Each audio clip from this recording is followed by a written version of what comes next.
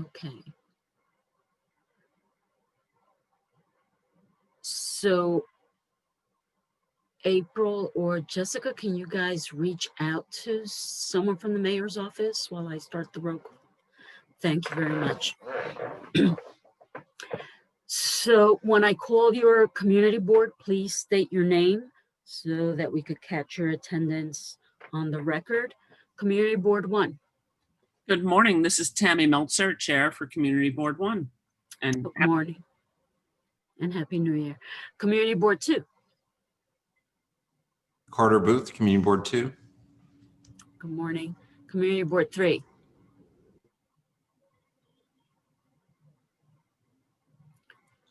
Hi, this is Larissa Shainberg, representing Community Board 3. And the newly elected first vice chair. Welcome to Borough Board. Thank you very much. Community Board 4. Lowell, current chair, Community Board 4. Good morning. Community Board 5. Good morning, Vicky Barbero, Community Board 5. Community Board 6. Okay. Community Board 7. Stephen Brown, Chair for Community Board 7, and we also have Doug Kleinman, our Vice Chair, on as well. Welcome and congratulations and condolences for being the new chair of CB7. Community Board 8. Russell Squire. Good morning, Russell. And also newly elected chair to Community Board 8. Welcome. Thank you. Community Board 9. Community Board 10. Good morning, Cicely Harris, Chair of Community Board 10. Good morning. Community Board 11. Xavier Santiago, Vice Chair of Community Board 11. Nilsa is trying to dial in, but having difficulties. Thank you. Community Board 12. Community Board 012, Eliezer Bueno, Chair. You like the 0. Yes. Good morning. So do I have a motion to accept the agenda for today's meeting of January 21st, 2021, the day after we got a new president in office? So move. Is there a second? Rosie, I second. Okay. And do I have a motion or any proposed edits to the minutes of December 17th, 2020? Rosie, I have a correction under the CB2 report. Yes. Instead of 100, it should be 1,000 for attendees.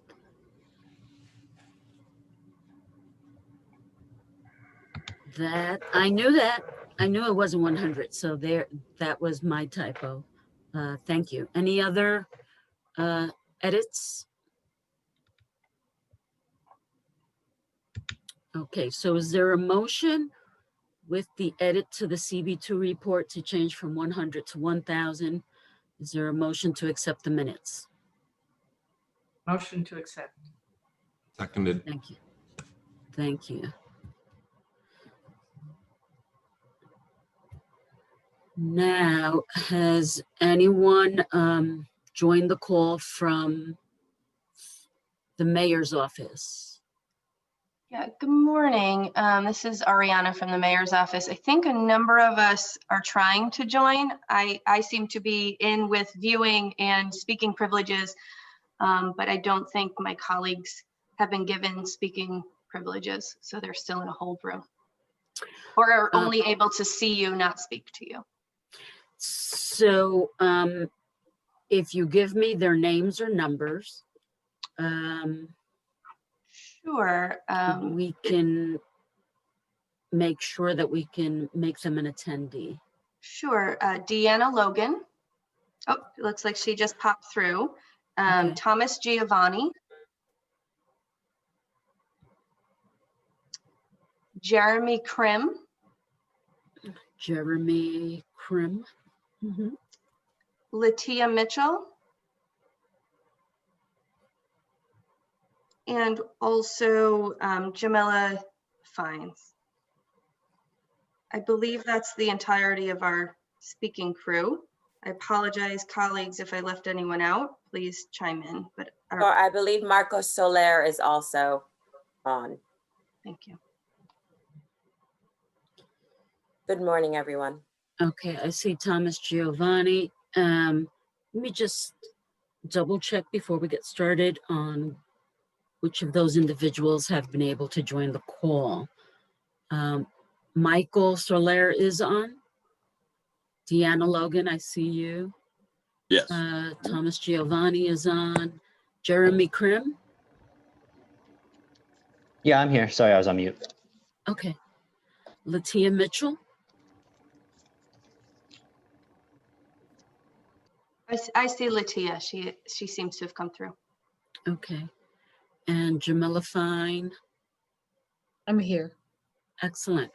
Okay, so if anyone else joins the call from your team that needs to be elevated to a panel member, please let me know, and I turn it over to you for your presentation. Thank you, Rosie, and hello, everybody. My name is Ariana Kaplan from the Mayor's Office of Intergovernmental Affairs. I have served as a bit of a facilitator for our intergovernmental component from the city, state, and federal delegation perspectives, working alongside my colleague Jeremy Krim, who some of you may know, Jamila Fines from our Community Affairs Unit, and Latia Mitchell, who is new to our team, but joining to serve as a senior advisor to the Intergovernmental Affairs team as well. We have with us today Thomas Giovanni, who is a senior attorney from the law department, who has been playing a lead role alongside the first deputy mayor in helping to shape the collaborative.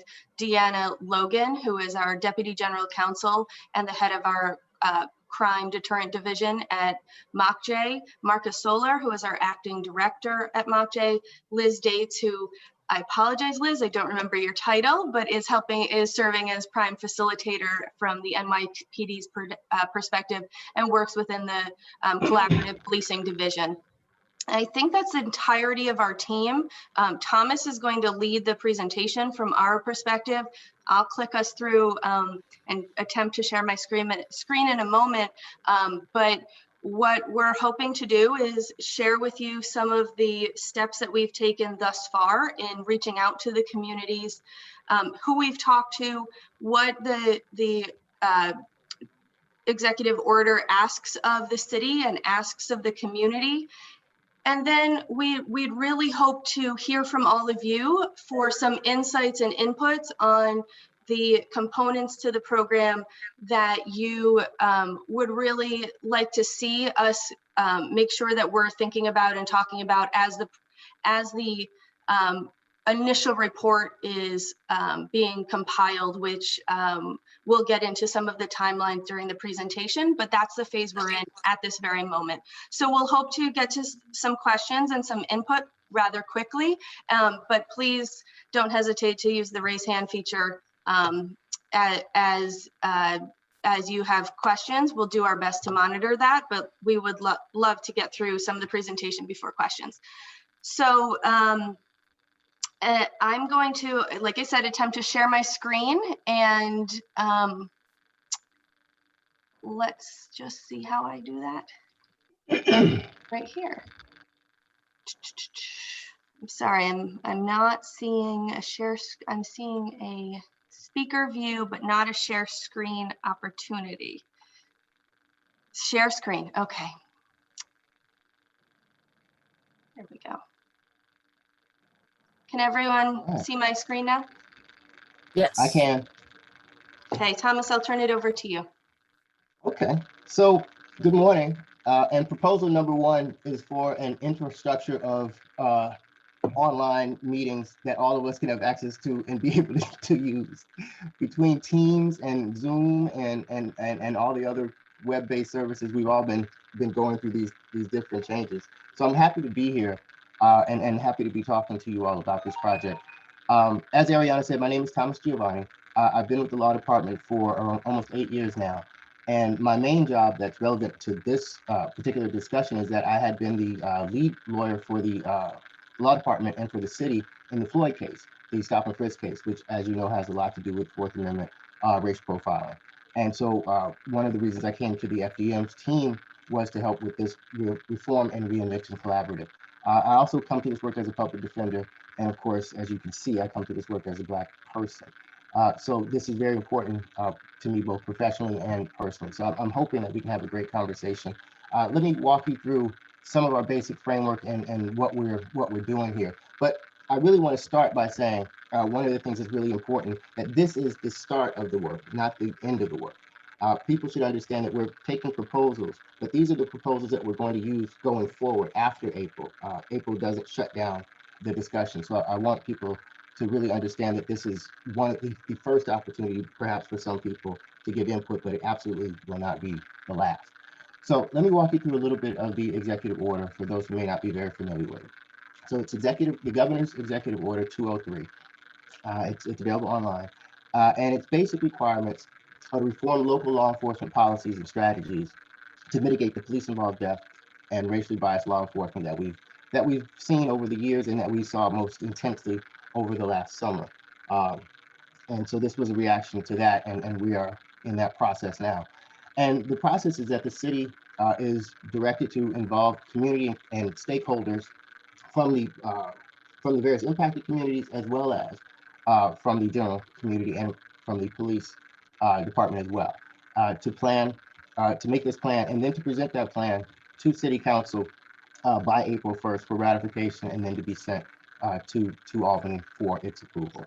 And the plan, the basic directive was to just look at policing from a new perspective of the impacted communities, with the idea of eliminating racial bias, racial injustice, looking at restorative justice practices, crime prevention strategies that are evidence-based where possible, and also building a new perspective, not just tinkering with what we have. As I said at the start, these efforts are ongoing, and as any of you who might have worked in police reform work before know, long-standing.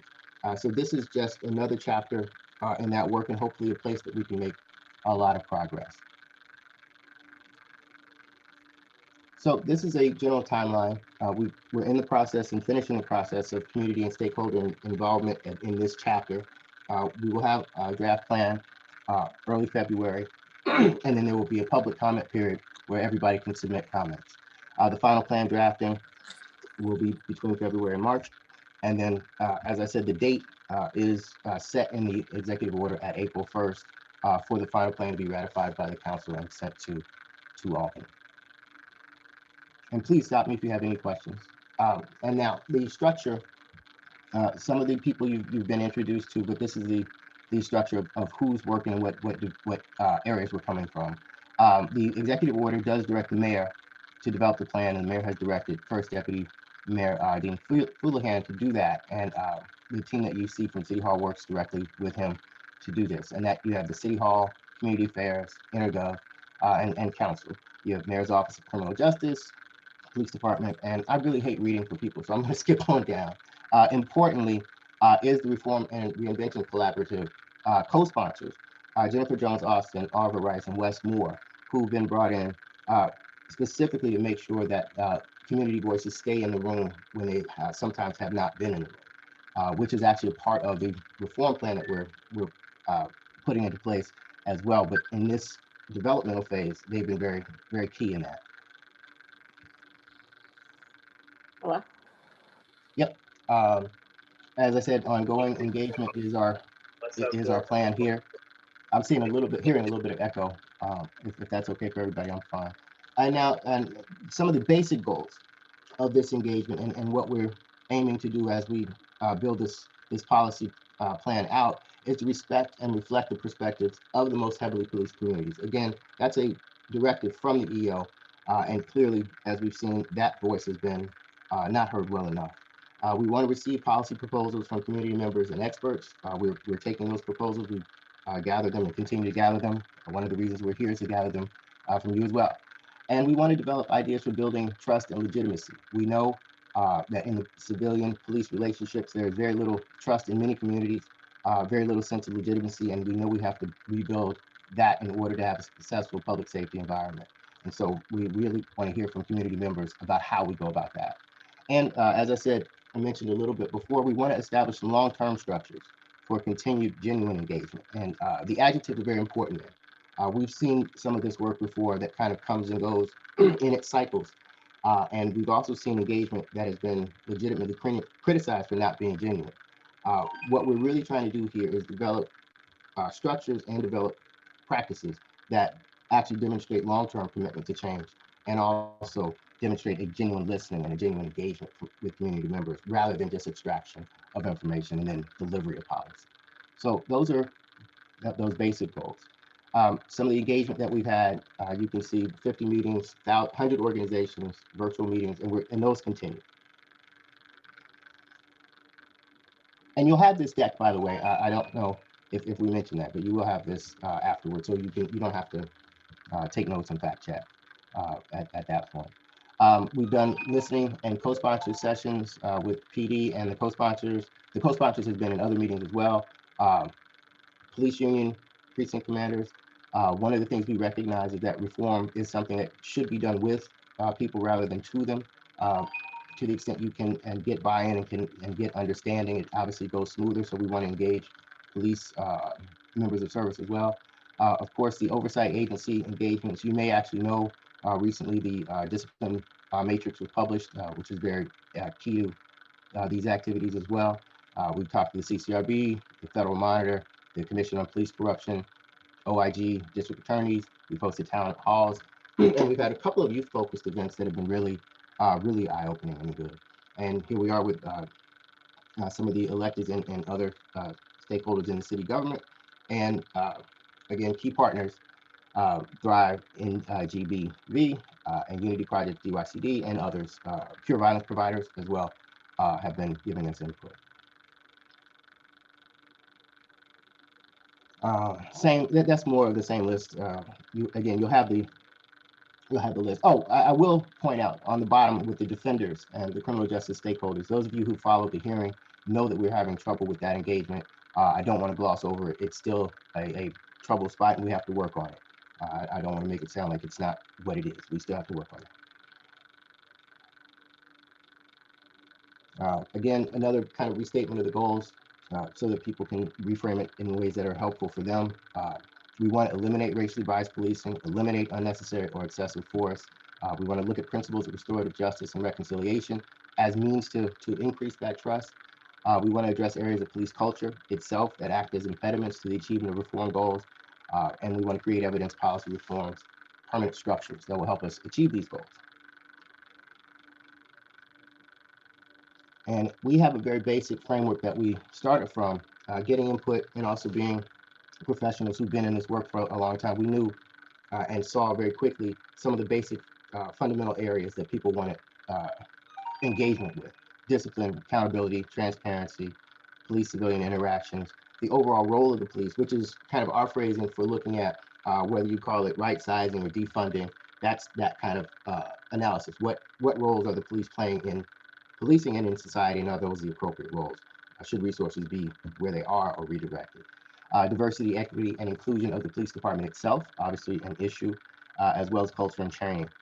As you can see, many of these issues do overlap, but they also have separate aspects. Obviously, discipline and accountability and transparency go together in the discipline context, but there is accountability as an agency, as an institution, in other ways, in terms of how you acknowledge the people, how you engage, and how you accept responsibility for various actions. Same thing with transparency that exists throughout the system. So those are the basic goals we have. Now, underneath each one of those bullets is where we're soliciting various feedback, various policy proposals of a wide range of detail. We have some that say things like, the police commissioner shouldn't be in charge of discipline, all right? And then we have some that are actually discrete policy proposals that actually say that a particular precinct wants something.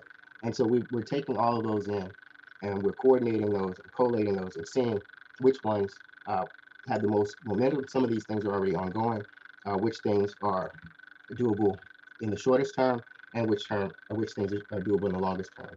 Ariana likes the image that I've used before of this entire project being both a sprint, a marathon, and then also a relay race, in the sense that there are things that we all know that we could do in this run up to April that can happen almost with the stroke of a pen. There are certain powers and practices that we can change. There are ongoing activities that are in the midst of change, like the discipline matrix. Then there are things that are going to be middle to longer term that are going to start after April, but that can be worked on in reasonable time periods. Those things are the marathon. That's the next year's work or so. Then you have things that we can pretty much anticipate are going to take years to achieve if we want to achieve, or it's going to take a long time anyway. For instance, some proposals involve charter changes. Some may involve even state referendum, city referenda. And so those kinds of things will have to have resources and energy put to them, but they are not necessarily the short term. That's what we're going to be handing off to the next administration. And we hope to hand off some of these structures as well, where collaboration comes in with the development of policy.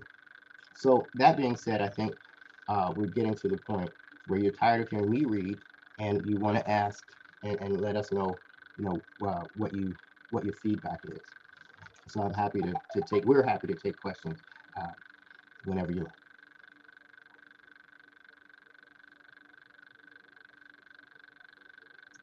Thank you, Thomas.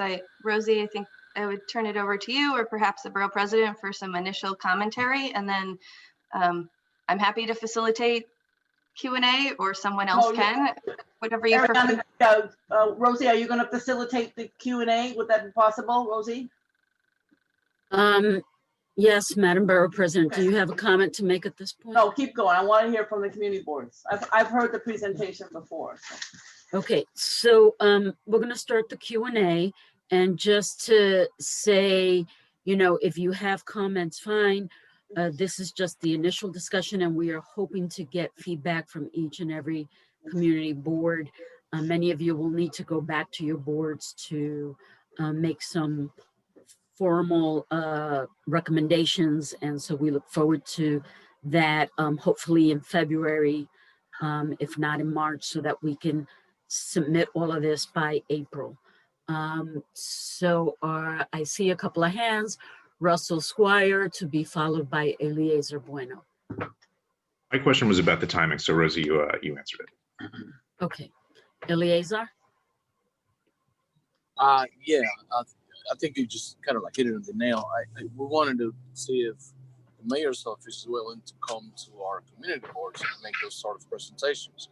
There are some community boards whose relationship with the local precincts are exemplary. So is that something that they're willing to do further in the next couple of weeks or months? No to weeks, yes to months. I can tell you our schedule is jam-packed, and we are trying to meet everybody we can. We're here, as you see, this morning. And so I can tell you that we're constantly scheduling things. I would not promise anybody on this call that we can get to you within the next couple of weeks right now, as we're both drafting and still gathering and still negotiating. But again, I am committed to, and we are committed to the idea of continuous engagement, that we will be continuing to talk to people and continue to take submissions and continue to take feedback.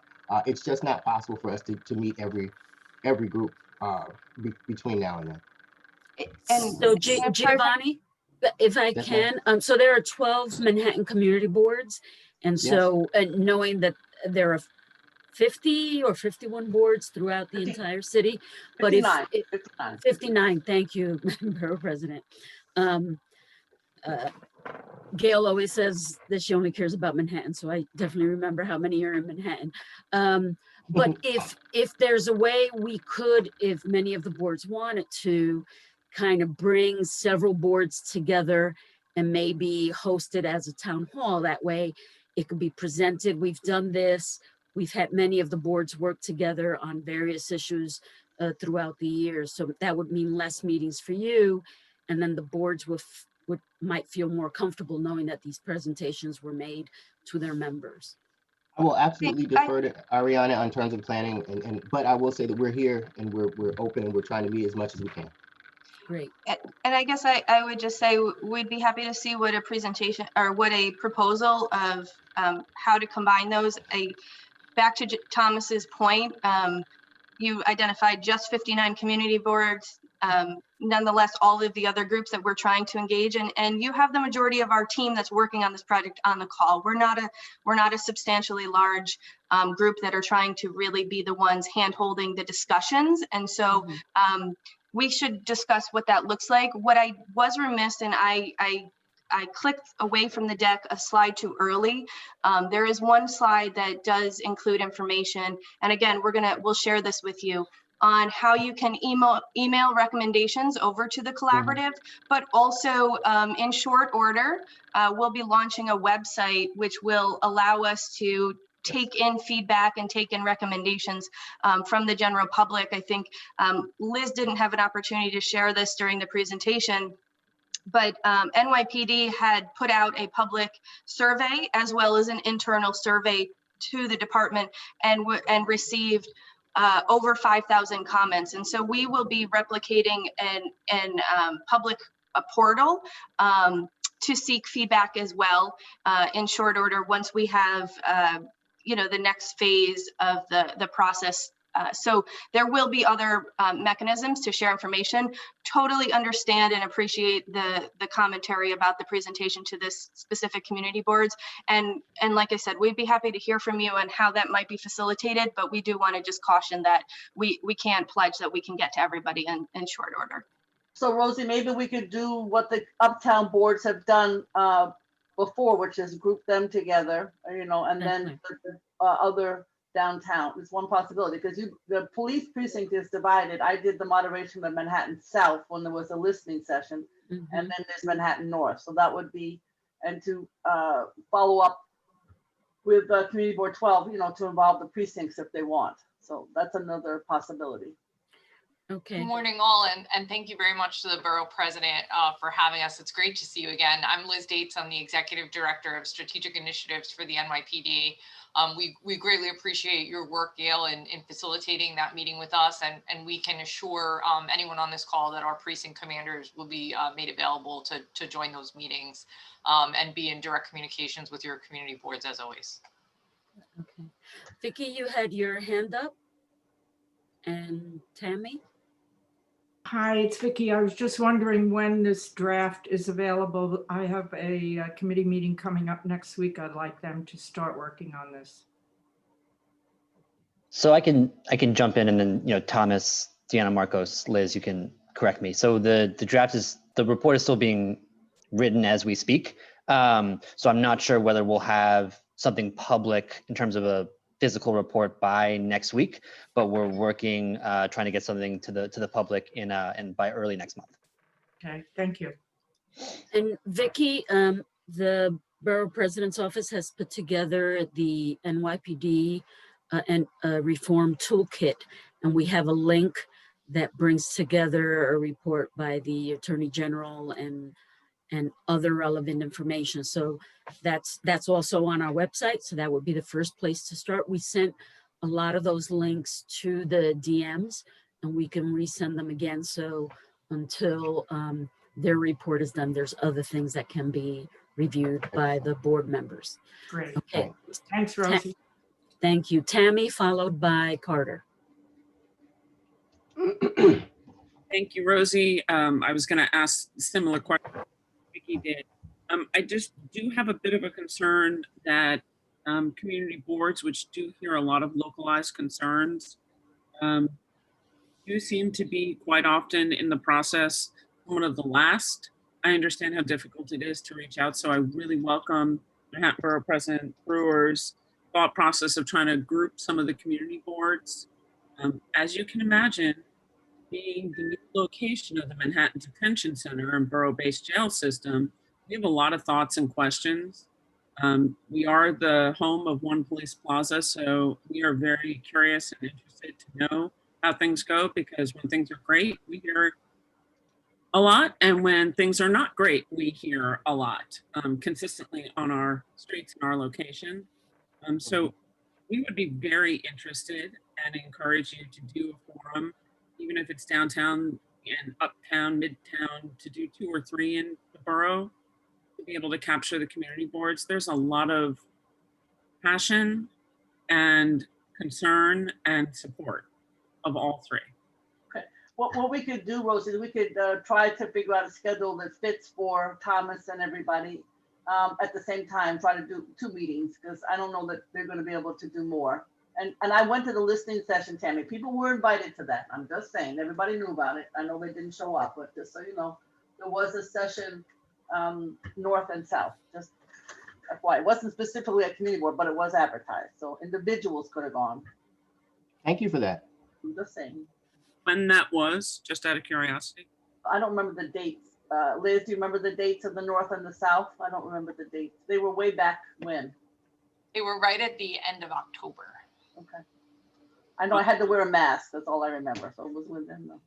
Yeah, you can imagine. The community board one was a little overwhelmed. Okay, I know, but I'm just saying they were there. But we can do a north and a south. That would make a lot of sense. Go ahead, Yes. Rosie. Carter? Who's the point person that for us as community boards that we should be communicating with?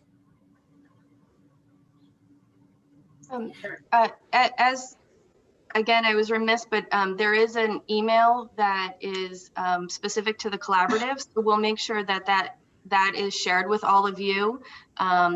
Maybe one of my colleagues can pop it into the chat while we're speaking, but that email is primary, and then we're happy to work through the borough president's office to take field incoming questions. They know how to reach all of us at the group. Happy to share our direct emails, but I think streamlining that process may also be very helpful for us. Yes, I was going to offer to get any questions or any other information that the boards might need, and then we can bring it back. That way they're dealing with one person instead of 13. That Right. would include us, 13. And I just put the email in the chat for everyone as well. Excellent. Does it make sense? Sylvia, I know you were involved with the Uptown last time when we did everybody together. Does that make sense for the Uptown boards to do that? Would that be a good idea? Yeah, sounds good.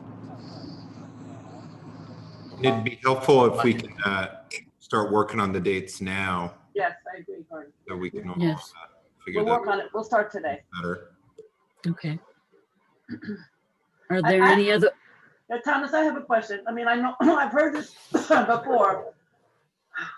I guess when I'm, just because I've been around so long and I've heard it all, to be honest with you. Question is, are you including in this discussion how we are going to deal with the social work aspect? Number one. And number two, I don't know, for the last 100 years, we've been trying to figure out when people come out of Rikers or any place else, or even upstate, everybody upstate is going right into the shelter system, which makes no sense to me. Those aspects are part of this report. Literally, everybody upstate is going into the shelter system. And is that also part of this discussion? I mean, the report, those overall concepts?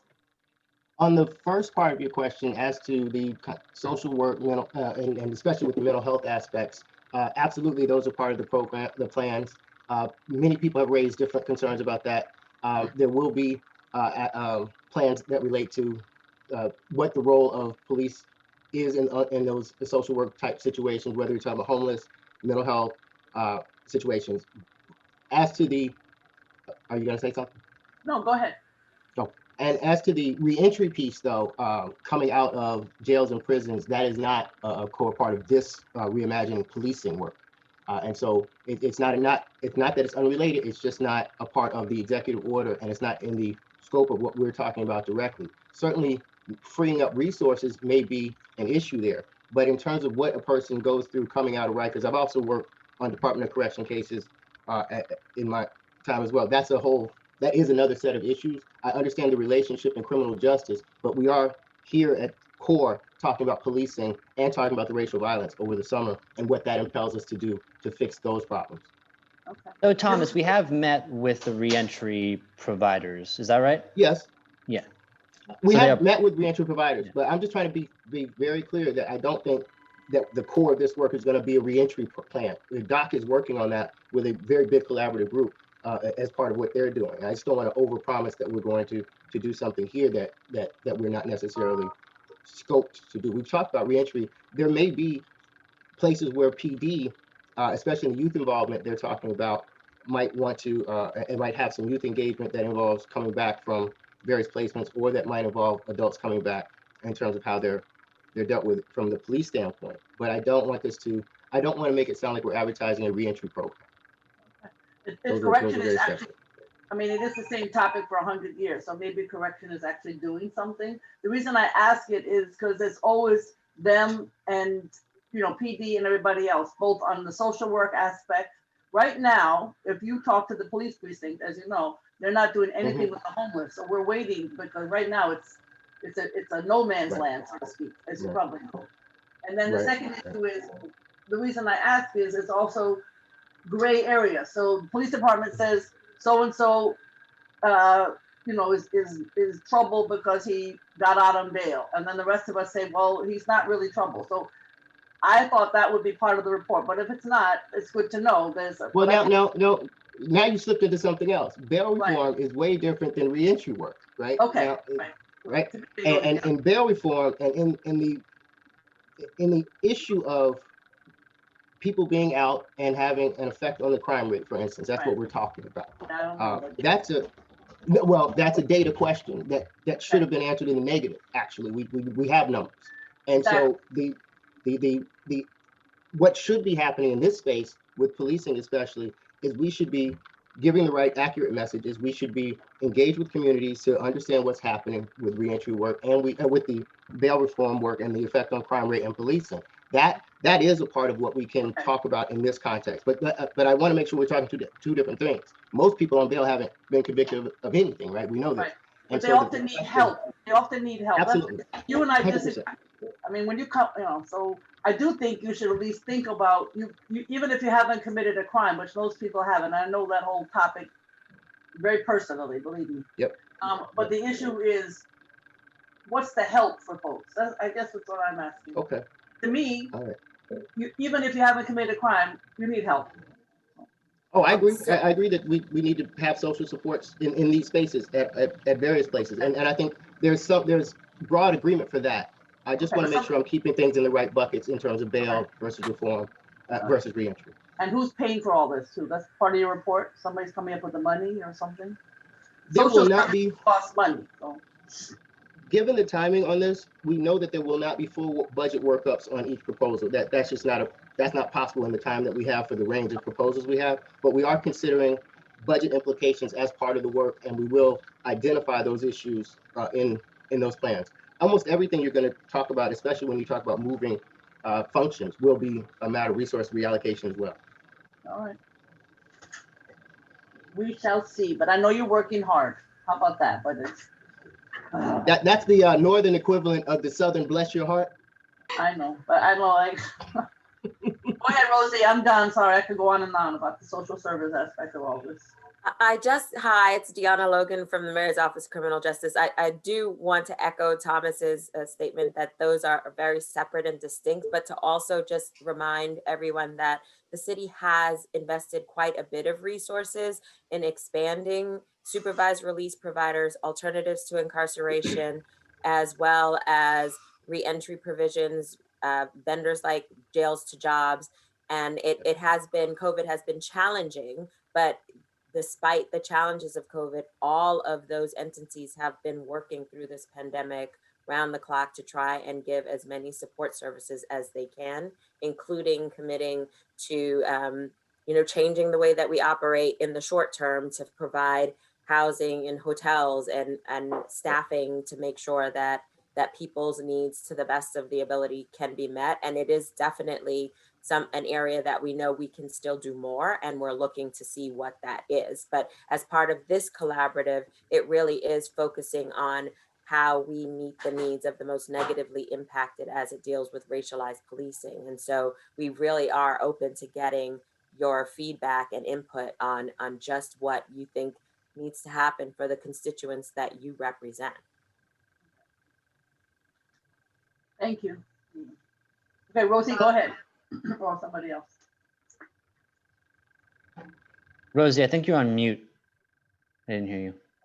So this is Jamila Fine. So sorry, Rosie, I just want Yes. to quickly insert some with the Community Affairs Unit with the Mayor's Office. And I just want to say, I know that our unit does have close relations with a lot of the community boards. So if the community boards do have incoming that they want to relay, they can certainly also relay that with us. So I will put some of my information in the chat, and then we can work out how we'll do that communication. Thank you. Yes, I was muted. There are a couple of questions in the chat, so I'll just read them out, and whoever from your team can answer. There's 4 questions. With the normal amount of money given to those who leave the prison system and sending them into a shelter system, you are essentially asking them to return to prison. It doesn't solve the revolving door. What kind of input has the Midtown Court had? Does the report reach into rehabilitation rather than penalization? And what is the details available?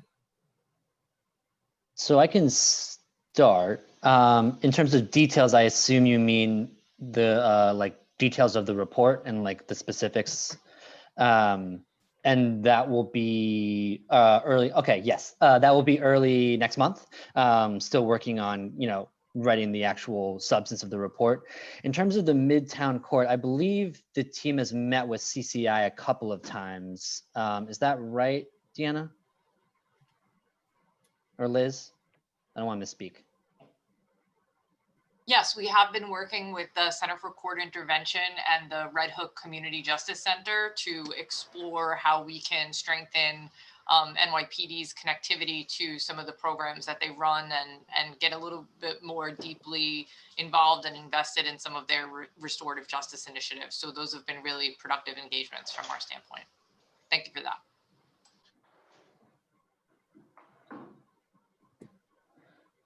And then on the, sorry, go ahead. I mean, I could touch on the rehabilitation rather than penalization piece. As Liz just talked about, we are working with CCI and others to look at building out those systems of either diversion outside of the criminal justice system, or entirely, or even within the system, alternatives to incarceration in various forms. And also, as part of the EO itself, the language says that we are directed to look at restorative justice practices and reconciliation type structures to move forward. We are considering those, and we don't know exactly what that structure will look like, but in terms of taking a different perspective towards rehabilitation, reconciliation, and restorative justice practices, it is certainly continuing the trend that you've seen probably in this work, where we're adopting those practices more and more and putting them specifically in different areas. That there will be elements of that in the plan. We don't have the detail yet to say it's in this or that particular policy proposal, but it's absolutely a part of the mandate of the EO.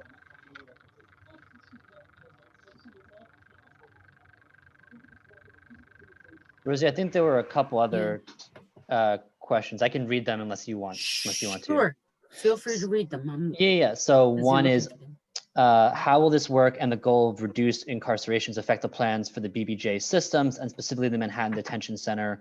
What coordination is being done between the two groups?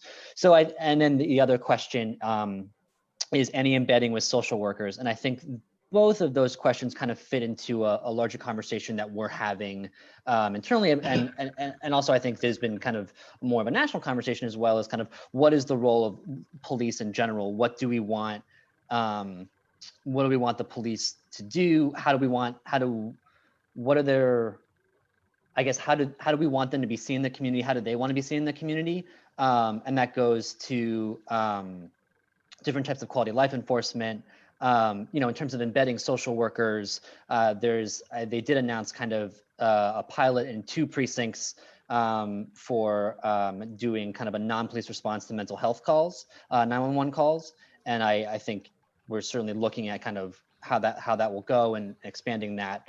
In terms of the BBJ systems in Manhattan Detention Center, I'm not sure what you mean specifically in terms of, are you thinking about specific jail populations, or I'm not sure what you mean.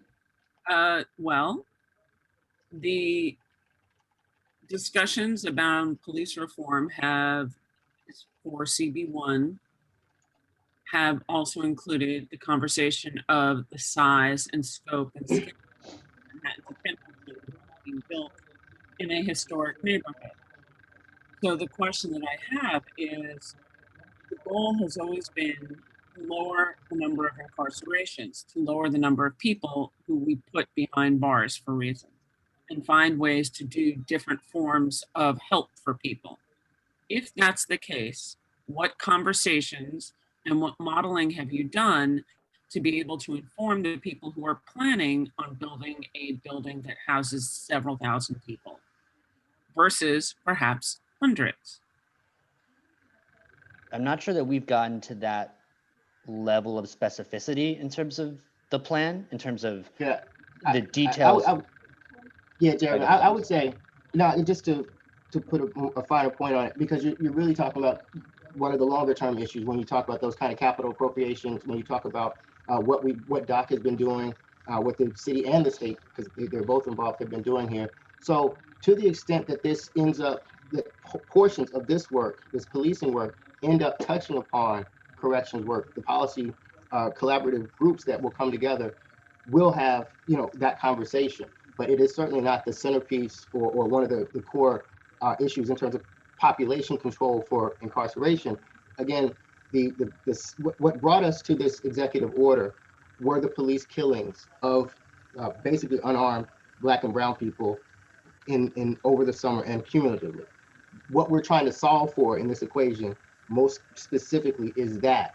And so those other related criminal justice problems are absolutely on the list and things that we're talking about as a holistic system.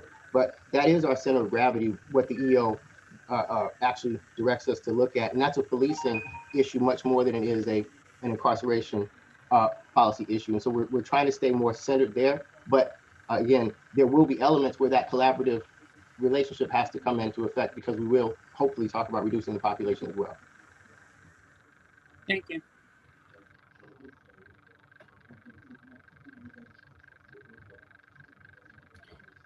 Okay, if there are any other questions, I don't see any other hands up.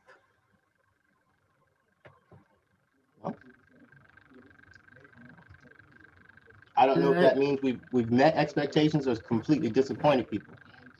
There's other stuff coming in through the chat. What is the process for identifying key themes of input, feedback received, and how they will be addressed? So one of the things that we're doing is just the basic gathering. People are submitting plans, people have written and given it to us. We all go over them, we meet, we talk about them. Again, we had that basic framework that we already started with that was really reflective of what people's desires were and the historical trends. We look at it. Some of this is also a matter of pragmatism. Some proposals involve things that are ongoing. So obviously that work will be easier to elevate and then augment. But basically the group of people you see, the people you see are looking at it. We're counting, we can see, but we're also looking at the conditions in the street. And again, back to the core of the EO, trying to solve for that equation. And so that really, I guess what I'm saying is that's the process by which we are recognizing what the priorities are, and then recognizing, of course, what our abilities are in terms of how we space them and prioritize them. And if you recall from the presentation, we had a slide on the framework for reform and community feedback, and those 7 buckets are primarily the issues that we're hearing and the themes that we're hearing. And so I wouldn't say that that's an inclusive list, but they are certainly the standard buckets that we are seeing as kind of the core foundation to the work that we'll be discussing. So I'm happy to read through them, but like I said, we will also share the presentation. And I think those are the buckets that we're also keenly interested in hearing some specific recommendations and specific feedback on. Just real quick to list them out. Those buckets are discipline, accountability, transparency, improving interactions between police and civilians, the role of police, diversity, equity, and inclusion, and culture and training. I would love to Liz, it hear. looks like we had Oh, there were a couple questions in the chat specific to training. So I'd like to add some information there if that's okay with you all. Every one of our officers, 100% of our uniform members have now received implicit bias training, and our civilian workforce is in the process of receiving implicit bias training. But there is a really good question about racial history and history of bias, along with environmental, social, and economic justice curriculum for our officers. So a couple things we're exploring in that space is adding a history of policing component to the curriculum at the academy, so officers understand not just the 175-year history of the NYPD, but the role that policing has played in society well before that and throughout not just our agency's history, but our nation's history. We're also looking to work with sociologists and anthropologists and others. We had a great meeting with some professors from CUNY and Lehman College about how to embed some of those ideas in our training curriculum. Again, so that our officers have a better understanding of the justice system and history and legacy there as well.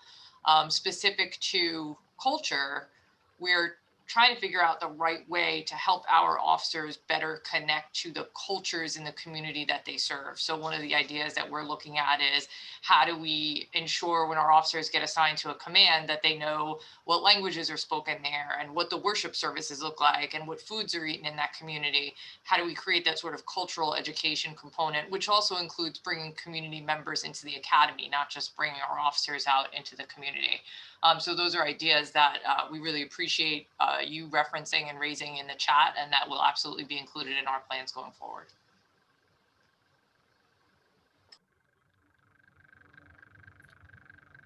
Thank you. Did we get to all the questions in the chat? I've been trying to mark them off, but.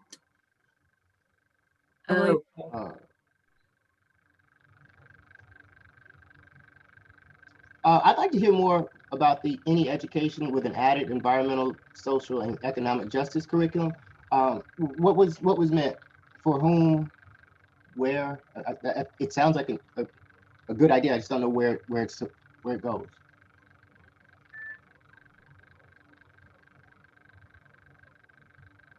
That was from John Mudd.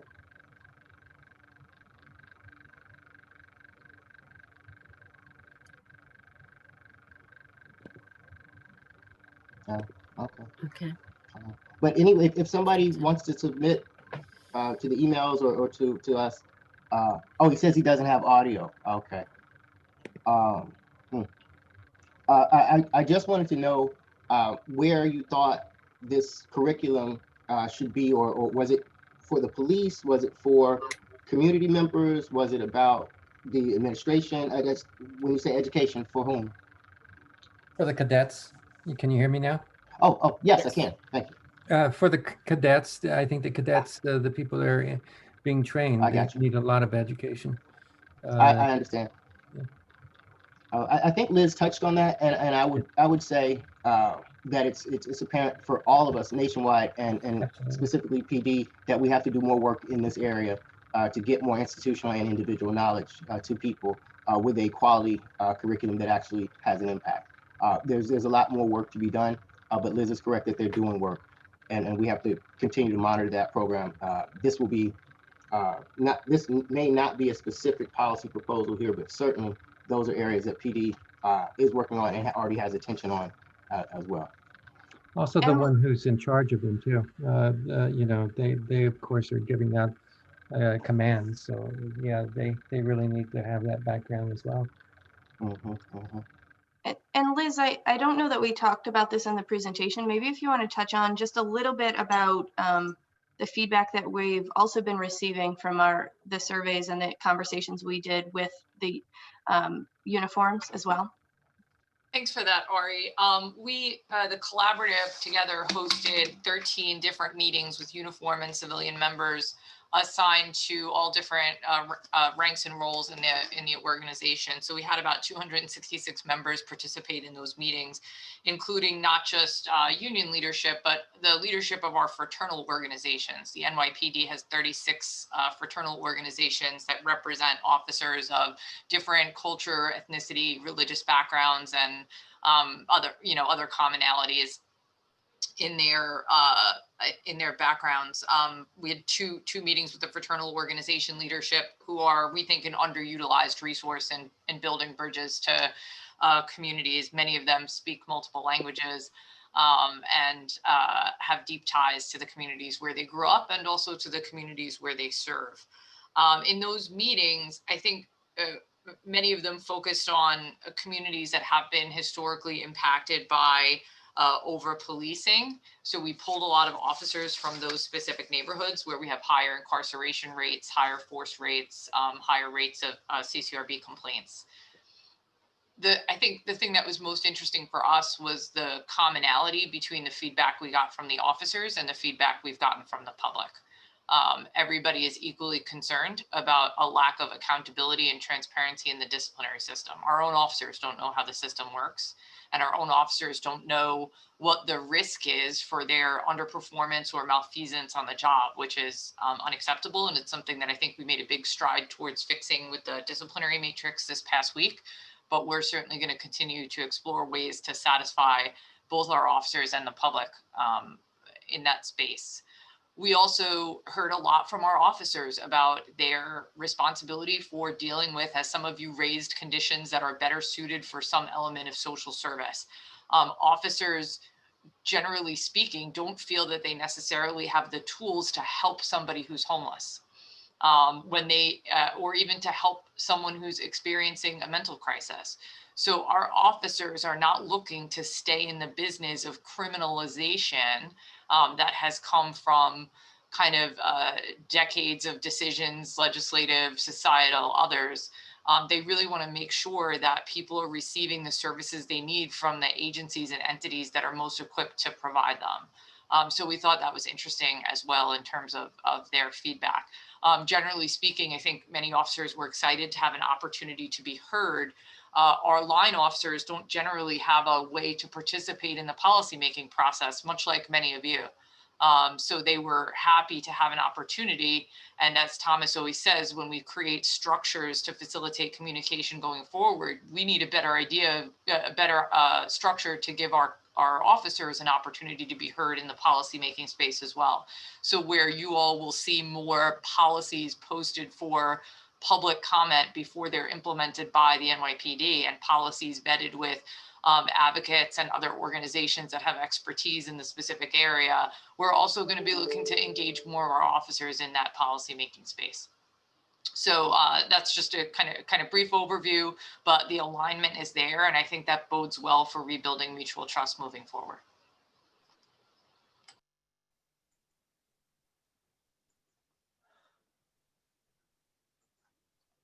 Are there any other questions? Well, I see two more. Maybe we'll wrap up with a very brief answer for them. I don't know about disempowering a union, but there have been recommendations about looking at at the relationship for the unions, mostly in that kind of a defund discussion. That would definitely be one of those very long-term issues if anybody decided to take that up. I can tell you right now that that's probably a longer-term, less likely in the proposal type idea. Just in terms of what we're looking at right now. But again, we're taking all recommendations, we're looking at everything and seeing what can work. So certainly if anybody has suggestions about that, we will look at them. And now you make a specific issue about some re-victimization by officers. I think, Liz, I guess you would want to reach out and deal with the specifics on that and talk about that. But I will say from the general point of view, we've seen too much video. We know that outcomes have to change. That is why we're here. Whether it's this particular incident, other incidents over the summer, other incidents we see, we know we have to deal with these issues where the words of the training, the intents of the leadership may be perfect, may be really strong, but still we're seeing interactions on the streets that are completely unacceptable. I don't know about the specifics here, but I do know the general claim has great merit, and it's why we're here. So certainly on that general piece, we are trying to make sure that those right trainings and those different outcomes happen in these incidents. But as to the specifics, I'd have to turn it over to Liz.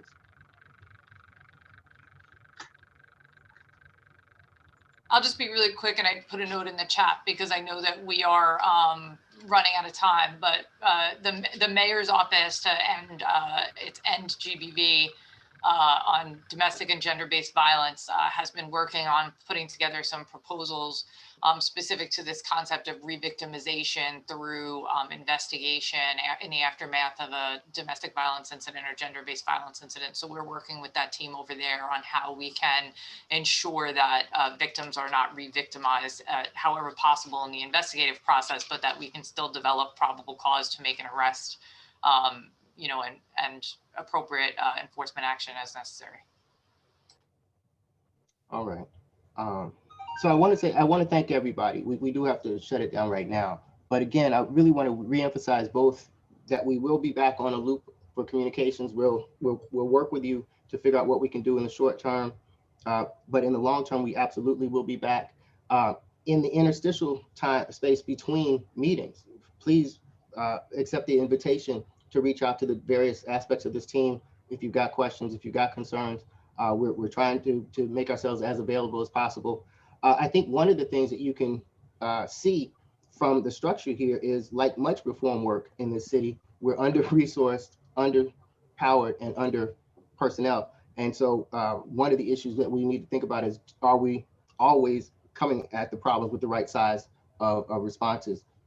This is indicative of that, but we're going to keep working as hard as we can to deliver this as much on time and with as good a quality as possible. We appreciate the support. We appreciate the criticism. We know we've got to meet both. Thank you for your time. And thank you. I'll be in touch about trying to put together an uptown and downtown forum for the boards. Thank you. Thank you all. Thank you. Thank you very everybody. much. Have a great day. Take care. Okay. So we have a 10 o'clock vote, and the Q&A ended a little early. So, Madam Borough President, do you want to start the report? Let's go with the community boards as quickly as possible. And then Okay, let's get going. Let's go. Community Board 1. Good morning. Thank you so much. I forgot it was January, and therefore I'd start the roll today. I do have some friendly amendments for the zoning for coastal resiliency questions. I'll save that for there. We are in Community Board 1 grateful for a new year and a bright look ahead. We are a little concerned because we're not getting the information that we're looking for on the borough-based jail systems. There have been many non-public meetings rather, that the mayor's office has attended to. We sent a list of questions from our March 2020 meeting with the representatives from City Hall and have yet to have answers to those questions. We have been told that we would get answers, and here we are almost 9-10 months later and still looking at questions, and now being told that questions asked in a public forum by community board members and the public will only be answered in the private NAC meeting. We think that that's completely unacceptable and at a loss. So if any guidance could be had for us, that would be great, because clearly the projects are proceeding and they have a requirement for community board engagement. Engagement is not showing up saying, I don't have answers to questions.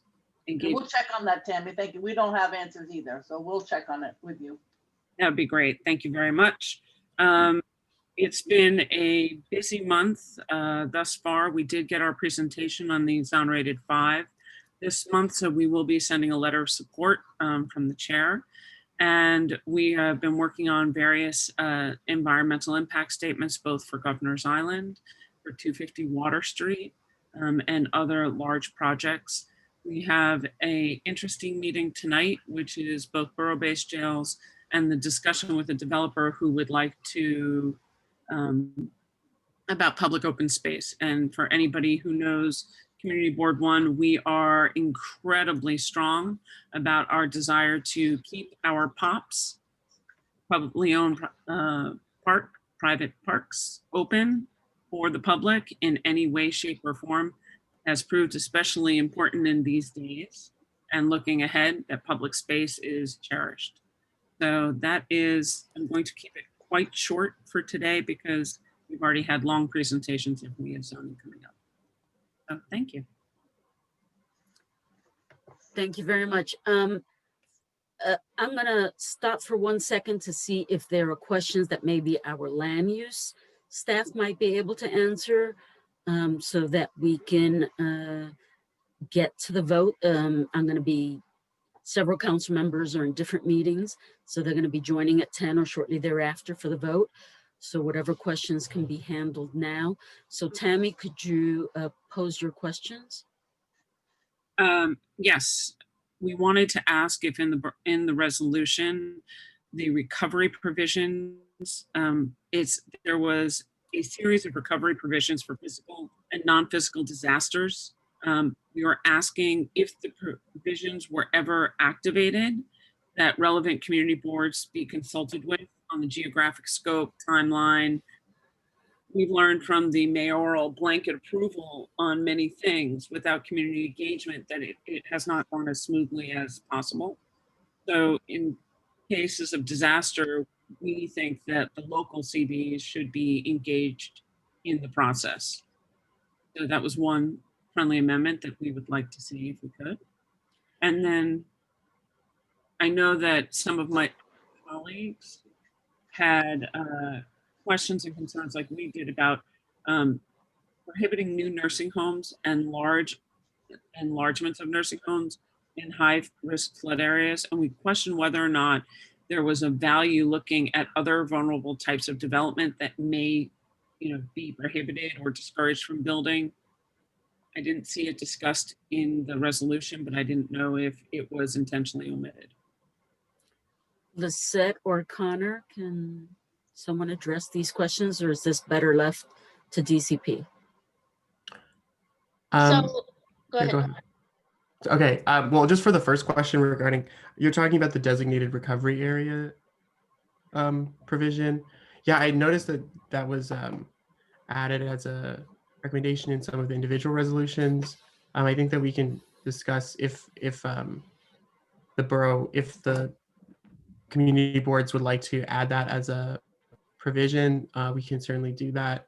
And for the second question, sorry, could you, I don't know if Lizette has an answer for that one, but I would need more specificity. Yeah, I mean, the nursing homes did not come up, but I mean, again, we can always discuss it, ahead of the vote. There's no reason for why they weren't mentioned in the resolution. It just wasn't something that was discussed in the meetings we had beforehand, or my recollection in our last borough board meeting. That, Alyssa, the ZCFR prohibits new nursing homes and restrictions on enlargements. The question is whether or not there were other vulnerable types of development in that category, because it only lists nursing homes. And the question was, are hospitals in there? Are daycare centers? Places, people that are in high risk flood zones that might need additional protection or deemed vulnerable. It's something we could add. Can we add that as a friendly amendment? It seems to make sense to me. To expand the definition past nursing homes and to look at like hospitals or other sites of like vulnerable populations. That's yeah. We can add that. Okay, anything else? Nope, those are my two big points. Thank you so much for all the work and the engagement on this topic. It's very, very appreciated. Thank you. Are there any other questions right now for our land use team? Regarding we got 10 minutes. We got 10 minutes, Rosie. So okay. So I just want to double check because I saw that Barry Weinberg joined the call. Yep. Barry, or land use, did we get your Do we get CB9's resolution? No, you did not get our resolution. One of the issues we had was that we were effectively told that the only portions of our district that this would apply to are the portions between the Hudson River and Broadway in the Manhattanville section of our district, which is very small. However, when we read through the resolution and looked at the maps on DCP's website, we found that there was a map where a significantly larger portion of our district was included as affected by the special district requirement, the special district provisions of the ZCR. And it was unclear to us what specific provisions of ZCR are only applicable in special districts versus the others. And we were asking for clarification around what portions of ZCR apply in special districts. Is that, can you answer that, or who can answer? Yeah, so Barry, like the way that I read the text, there's provisions for special districts, but they again only like the main provision is that the zoning regulations of the I guess the Article 6, Chapter 4, which is the main bulk of the zoning for coastal flood resiliency, those new amendments would supersede the zoning regulations of a special district, but again, only within the 1% and 0.2% floodplain. Well, that's what's confused us, because the maps that we are seeing, so the maps that DCP showed us show us the 1 and 5% flood, or the 1 and the floodplains under discussion, right? But the issue is the map, and that was what we saw at our presentation from them, but the maps on their website do not show that the impact of the ZCR is limited in special districts to only the floodplain. It appears to encompass the entire floodplain. If you give me half a second, I will find the map that I am referring to. Sure. I don't know if we have a representative from DCP on the call right now who might be able to answer that. Yeah. Rosie, why don't we wait till we have somebody from DCP, okay, to answer that question? I see Okay. Oscar on. Oscar, can you? Can you repeat the question, please? Yeah, give me just a moment. So I put a link in the chat to the panelists. If you open that attachment and you look at the last slide, slide 9,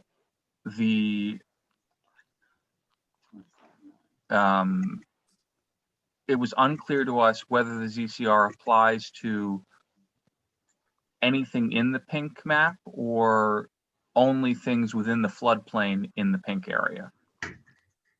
Yeah, so it's only everything in the floodplain within the pink area. So it's the yellow lots that are within the special districts. So where the yellow and the pink overlap. Okay, got it. Thank you. Okay, are there any other questions that Aska can answer? Seeing none, we'll go back to community board reports to then do the vote at 10 o'clock. So CB2. Carter, are you available? Yes. You're muted. Hi, everyone. So let's see, for my report, open culture, we got short notice on open culture streets. I'm not sure if the discussion, other boards had it. We provided a few suggestions for the kickoff in predominantly commercial areas, and we're looking forward to seeing the new rules and regulations as they're presented, so we can discuss that further. As far as, interestingly, this month we had 30 liquor license applications. One of the conversations that seems like it's going to be starting, and this may be in other community boards, is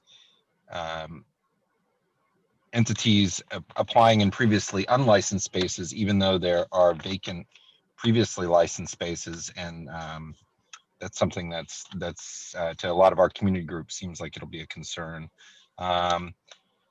And as far as upcoming this month, we have our reopening working group is going to, in that vein, is going to be discussing the open restaurants and open streets program. We're continuing discussions with the Mayor's Office of Special Enforcement and DOB, who were absent from our meeting last month. Our equity working group is going to be doing a Black-owned business forum, and that's on Tuesday. And we're also going to be discussing some of the recovery leases from the State Senate Bill 8903 from Senator Kavanaugh's office and 8865 from Senator Hoylman's office.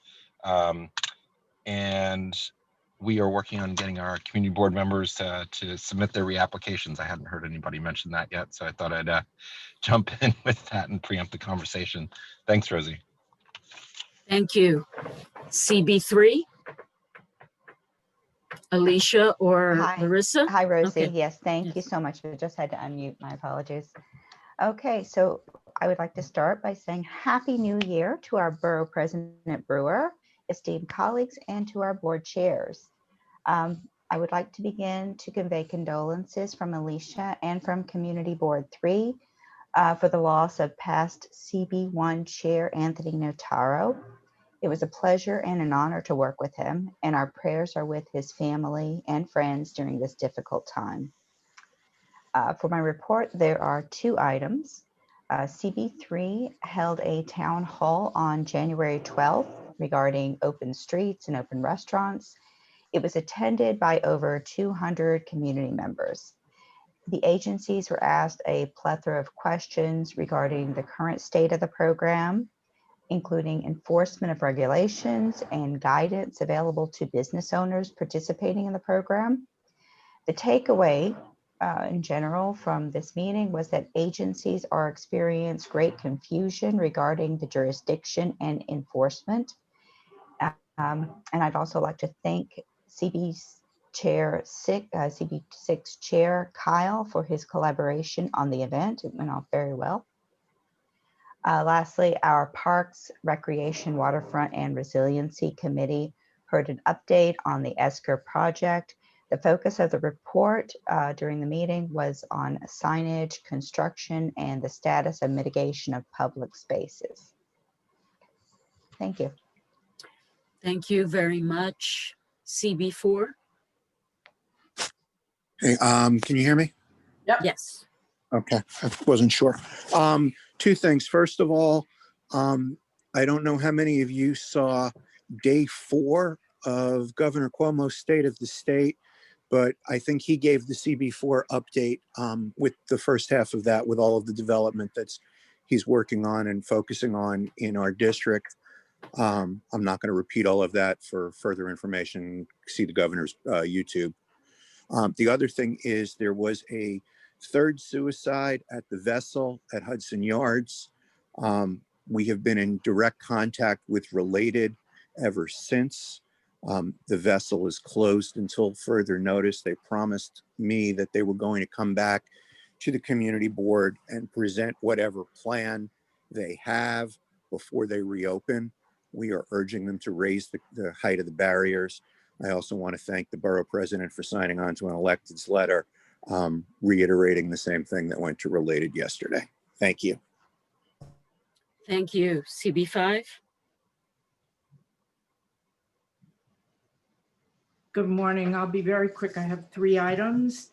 Last month, our Land Use and Housing Committee worked on Grand Hyatt project draft scope of work at great length. And this month, our T&E committee met and added some very important information regarding transit analysis and upgrades, pedestrian traffic, as well as new potential pedestrian connections, bicycle space analysis, open space and public realm. We did a resolution on the combined 2 committees.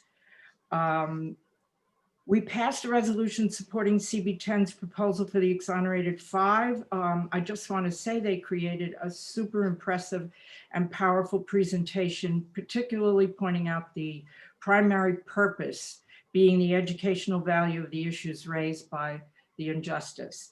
I would highly recommend all community boards to not only look at the CB10 proposal, but seriously consider supporting it as well if you've not already done so. And the last would be the elimination of the examination of the concept of relocating Madison Square Garden. I know you've heard a lot about this, but we finally put this in the form of a very, very powerful resolution.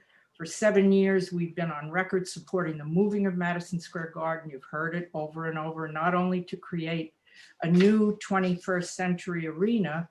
MSG is presently the oldest NHL and then NBA arena. But more importantly, we want to finally free the core of Penn Station to be redeveloped into a new station worthy of the greater New York area with the capacity for 21st century needs. It's pretty gruesome right now. We passed a resolution to, quote, examine the concept of relocating Madison Square Garden within the CB5 district. That's very important, that we're looking to keep it in CB5. We don't want to impose this on anyone else. We feel it should be in Midtown and in CB5. And the resolution is just to examine it. We are not supporting any particular proposal that may have come to us. We did see a wonderful video and proposal and presentation, but we're really at the point of just examining and asking everyone to do as well. We call on the governor and the state to fully assess the feasibility and the effects of that relocation to the blocks bounded by 6th Avenue to 7th Avenue and 32nd Street and 34th Street. We also called on the city council to adhere to their adopted 2013 conditions, ensuring that a viable new location be identified and secured for Madison Square Garden before the existing permit expires in 3 years. That's all we have is 3 years.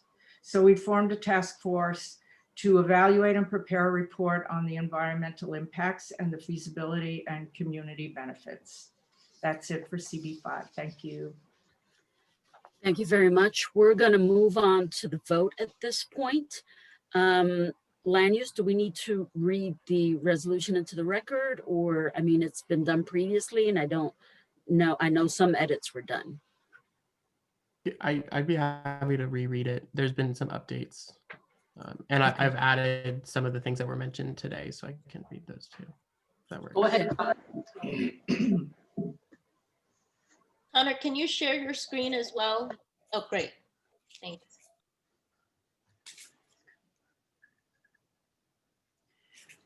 Is that visible? Yes. Okay.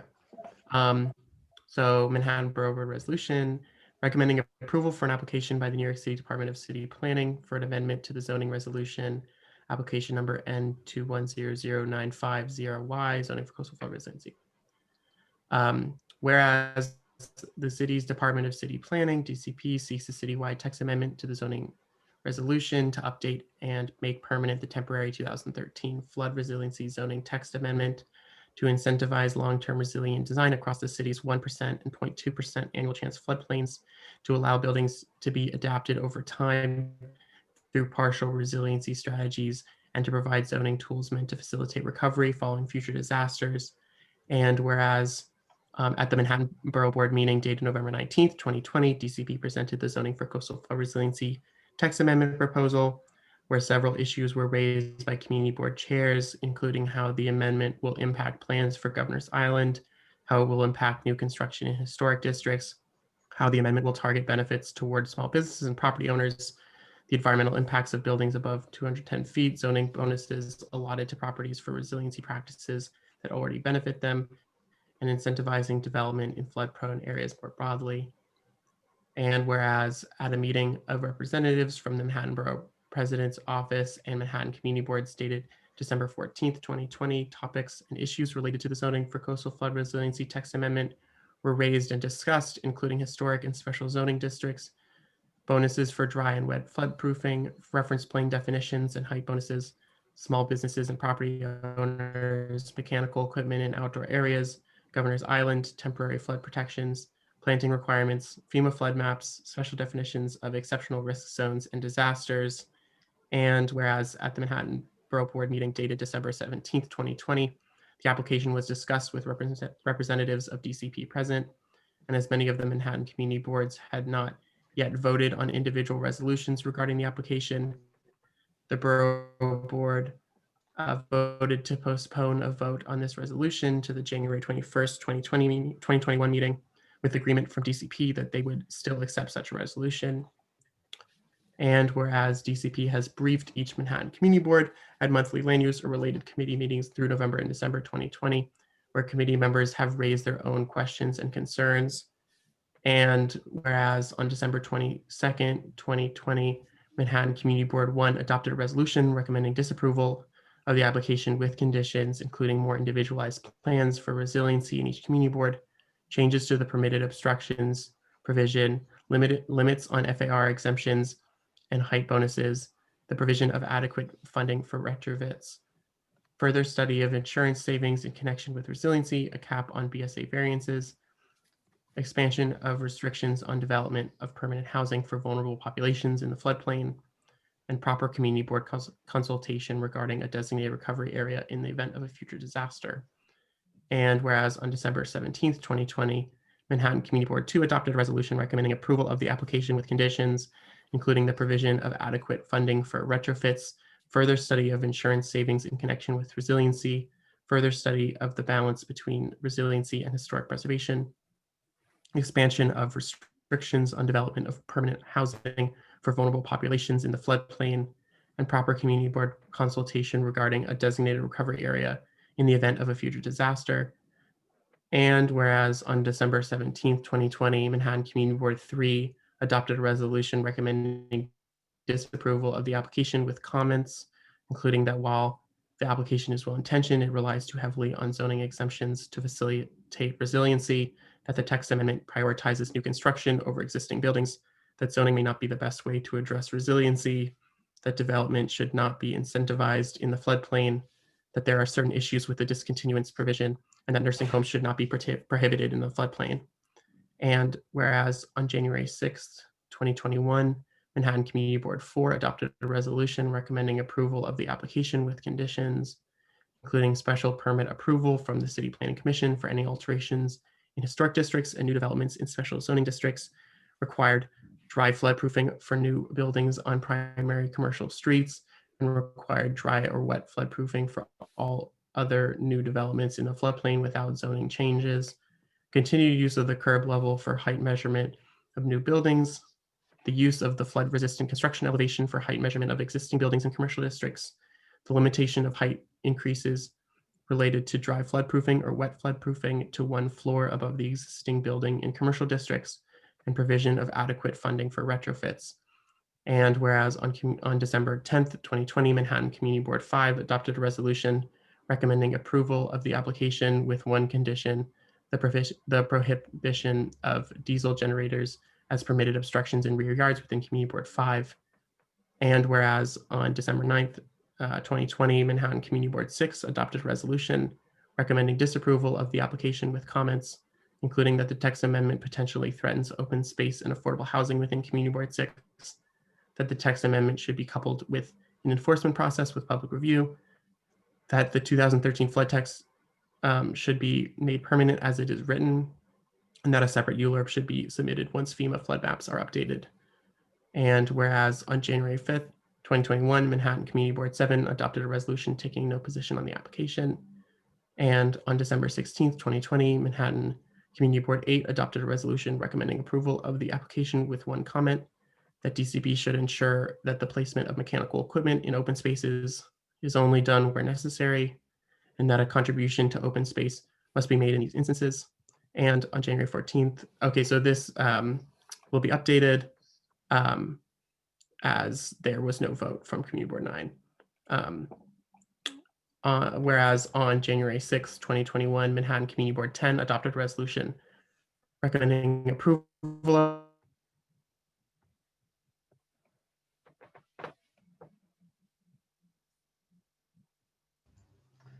Connor, I can't hear you. He froze, Mosey. What? Lizette, can you finish that, Lizette? While he Sure. unfreezes? Thank you. Whereas on January 6, 2021, Manhattan Community Board 10 adopted a resolution recommending approval of the application with no conditions.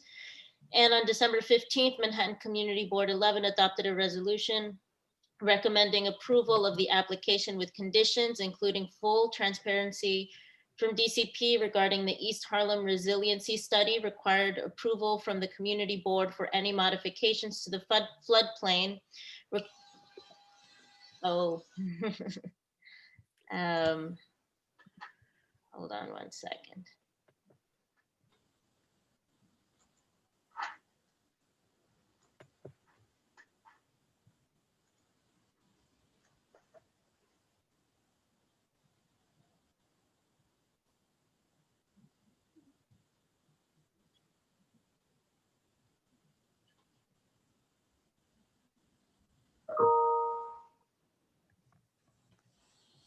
So my computer is lagging, but I'm going to try to pull up my copy. Is there, if anyone on staff has it and can throw it up on the screen quickly, I'm glad to do that, but it'll take me just a minute to pull up the copy on my screen and share it. Hi, but I don't know what happened. Sorry. Should I pick up where I left off?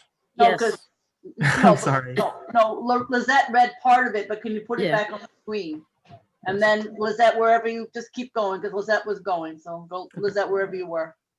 Sure. So Community Board 11 adopted a resolution recommending approval of the application with conditions, including full transparency from DCP regarding the East Harlem Resiliency Study, required approval from the Community Board for any modifications to the floodplain, required approval from the Community Board for any modifications to allow accessory mechanical buildings, and adherence to the local hiring guidelines of Community Board 11. And on January 26, Manhattan Community Board 12 will adopt a resolution on this application. And therefore, be it resolved that Manhattan Borough Board recommends approval of the application, zoning for coastal flood resiliency, with the following modifications. Number one, within historic districts, requires special permit approval from the City Planning Commission for any new building to utilize this text amendment with proper review from the relevant community boards and borough presidents, and require that any design and zoning changes pursuant to this text amendment be subject to approval from the Landmarks Preservation Commission.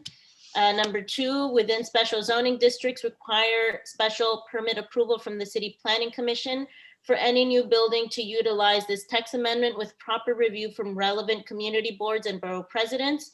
For number three, for new buildings along primary streets and commercial districts, require dry flood proofing without any zoning exemptions or changes attached. Number four, for existing buildings along primary streets and commercial districts, limit height increases due to exempted ground floor area related to dry flood proofing to one floor of no more than 15 feet above the existing building. Number five, for new buildings outside of primary streets and commercial districts, require wet flood proofing or dry flood proofing without zoning exemptions or changes attached. Number six, for existing buildings, limit reference plane to equal the flood resistant construction elevation according to the New York City Building Code. Number seven, for new buildings, eliminate the reference plane provision and instead continue to measure building height from the curb level or base plane as currently measured. Number eight, for small property owners who are seeking or are required to comply with floodproofing provisions from DCP, DCP must work with other relevant agencies to create or identify sufficient funding streams for these property owners to properly implement such measures. Number nine, section 64-312, permitted obstructions in required yards, courts, and open spaces for all zoning lots is only applicable to residential districts R1 through R5. Number 10, clearly define primary street frontages in commercial districts where dry floodproofing provisions would apply, and restrict the definition of severe disaster to natural disasters related to flooding and the purposes of this text amendment. I think that should be for the purposes. Yep. Number 11, in relation to the concurrent Governor's Island rezoning, both zoning actions must be coordinated in order to ensure that no information, briefing, or proposal be undermined or contradicted, that each proposal be as transparent as possible, and each be amended to be consistent with and to complement the other. Number 12, include a maximum number of variances that can be allowed by the Board of Standards and Appeals. And 13, require, the and should be moved lower. Number 13, require that DCP and other city agencies provide full transparency regarding any resiliency related studies conducted within Manhattan.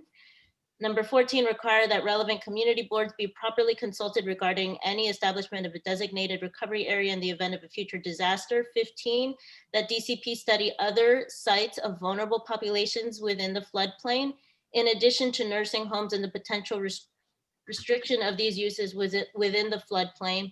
And number 16, regarding the East Side Coastal Resiliency Project, require the city to urge FEMA to update relevant flood maps when this project is completed.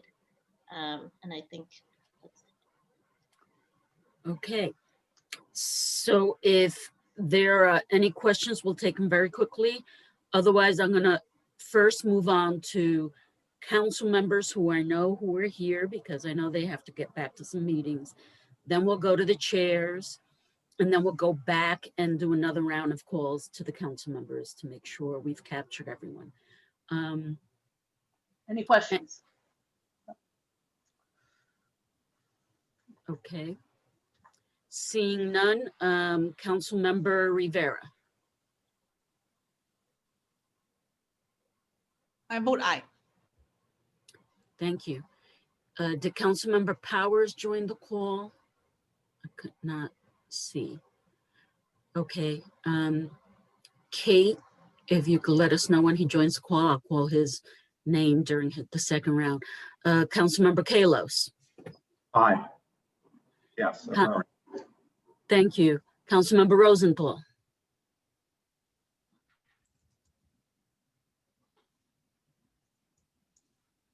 Okay, I'll call her later. Councilmember Levine. I vote aye. Thank you very much. We will move on to the chairs. Community Board 1. Yes. Thank you. Community Board 2. Aye. Community Board 3.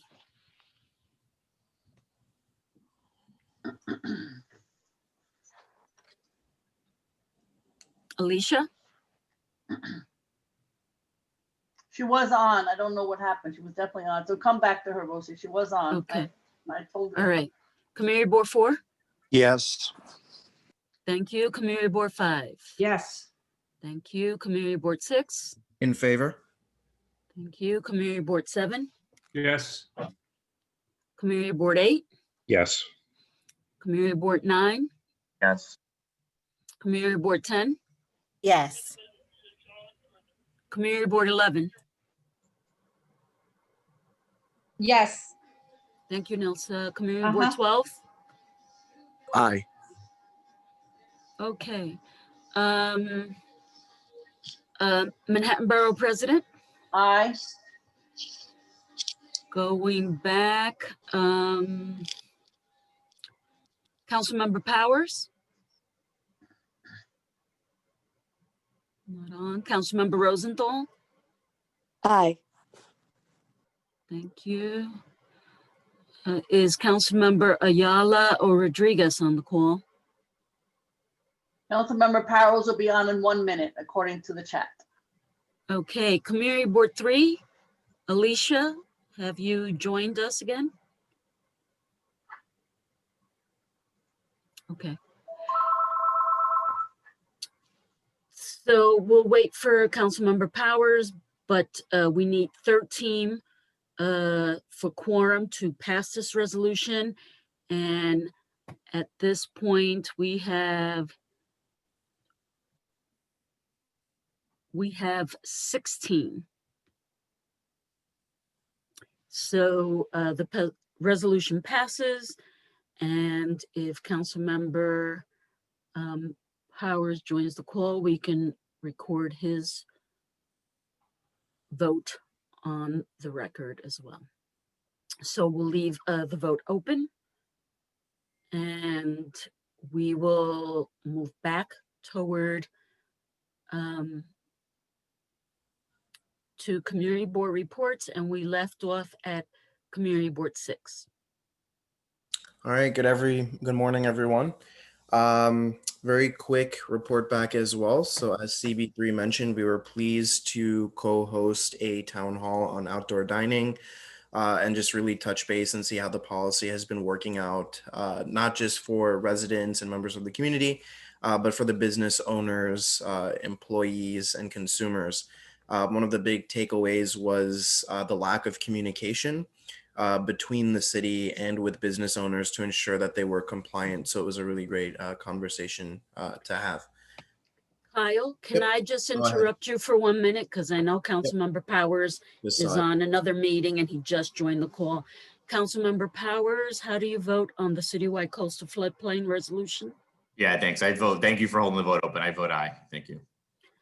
Okay, with that, we have 17 of the 23 members voting, and the resolution passes, 17 in favor, none against, and none abstaining. Thank you very much, Councilmember. And congratulations to everyone, because it's a very comprehensive resolution. Thank you. Thank you all. Okay, and Kyle, thank you for letting us take that brief detour. Now we can go back to your report. Thank you. So the CB3 town hall went very well. So again, totally open to collaborating with the rest of our community boards in Manhattan as well on any sort of topic. On Thursday, 1 week ago, we had a town hall, CB6 led one, on the COVID-19 vaccine. We had a lot of world-leading experts, actually.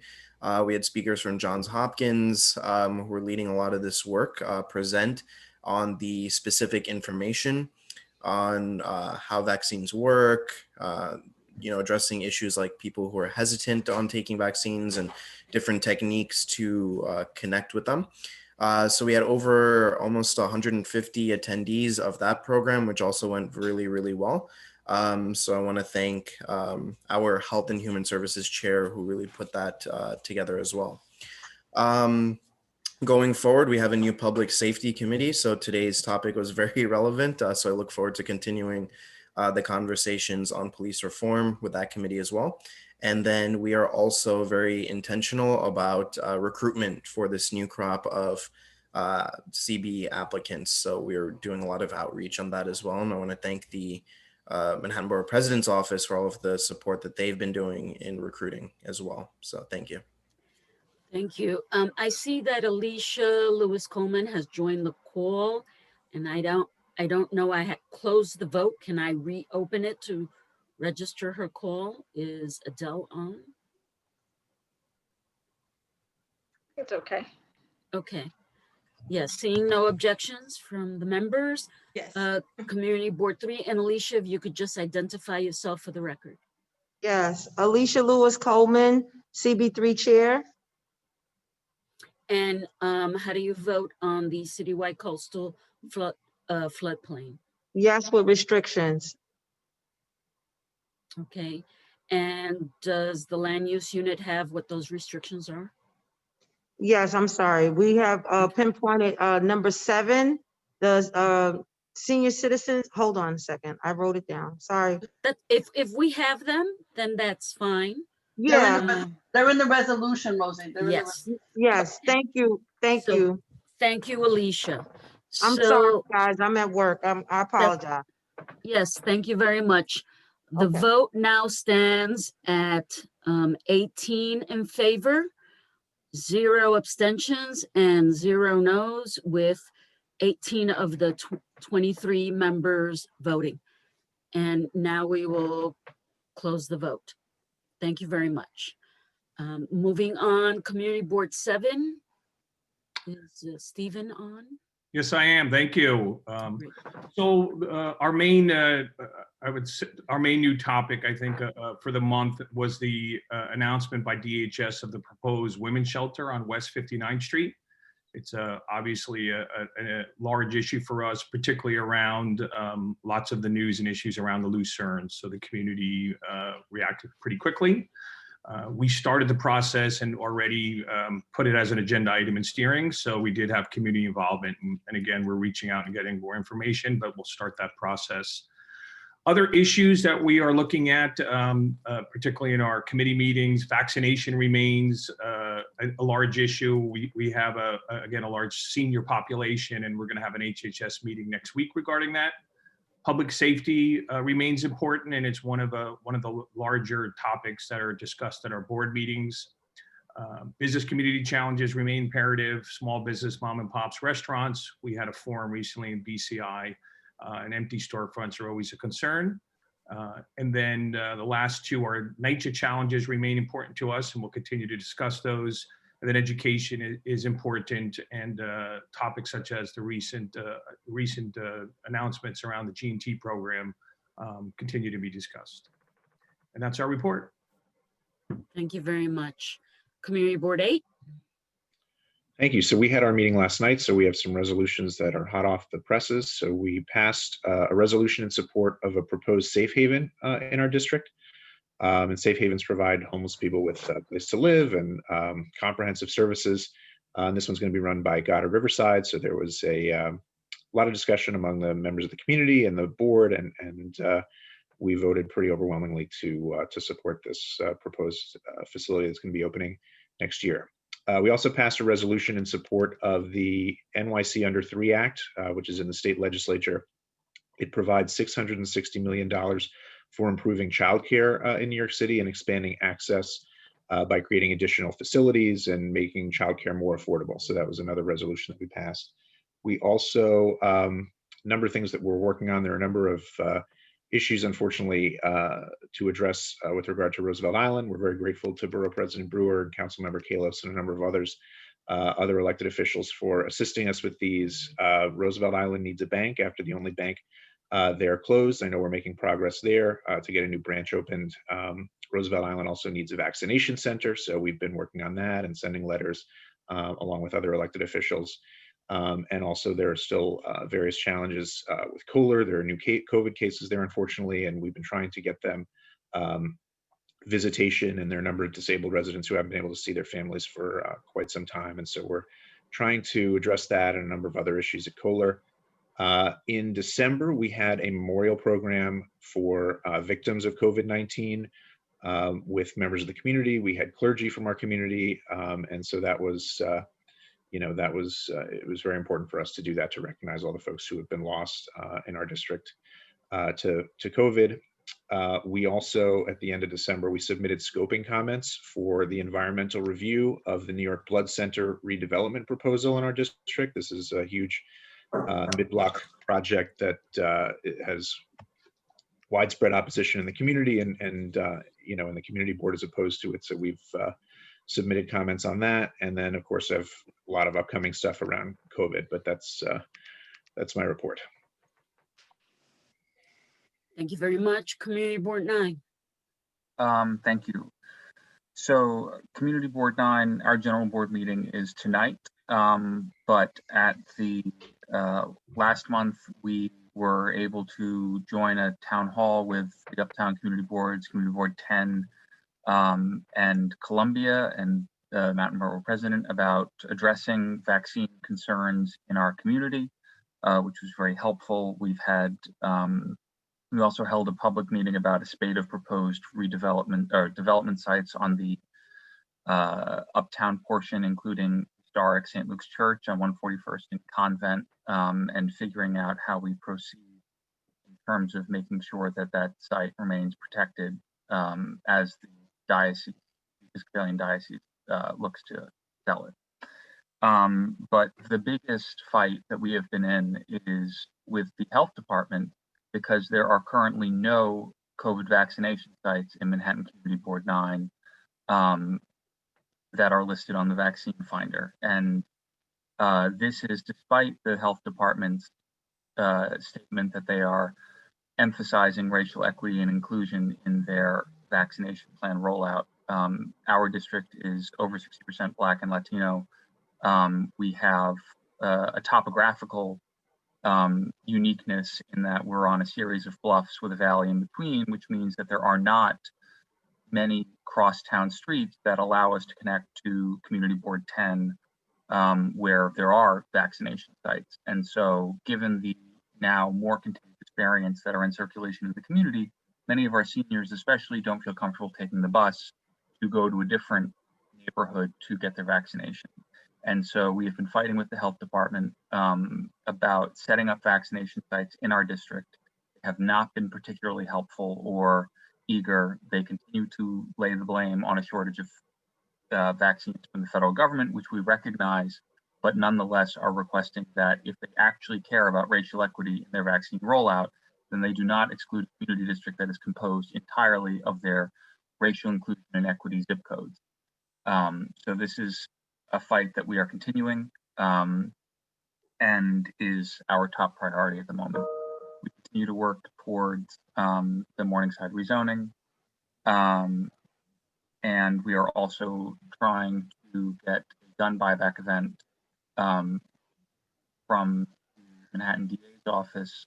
We've been working in conjunction with St. John the Divine, which of course experienced a tragic and traumatic event last month with someone under mental distress who fired shots into the air.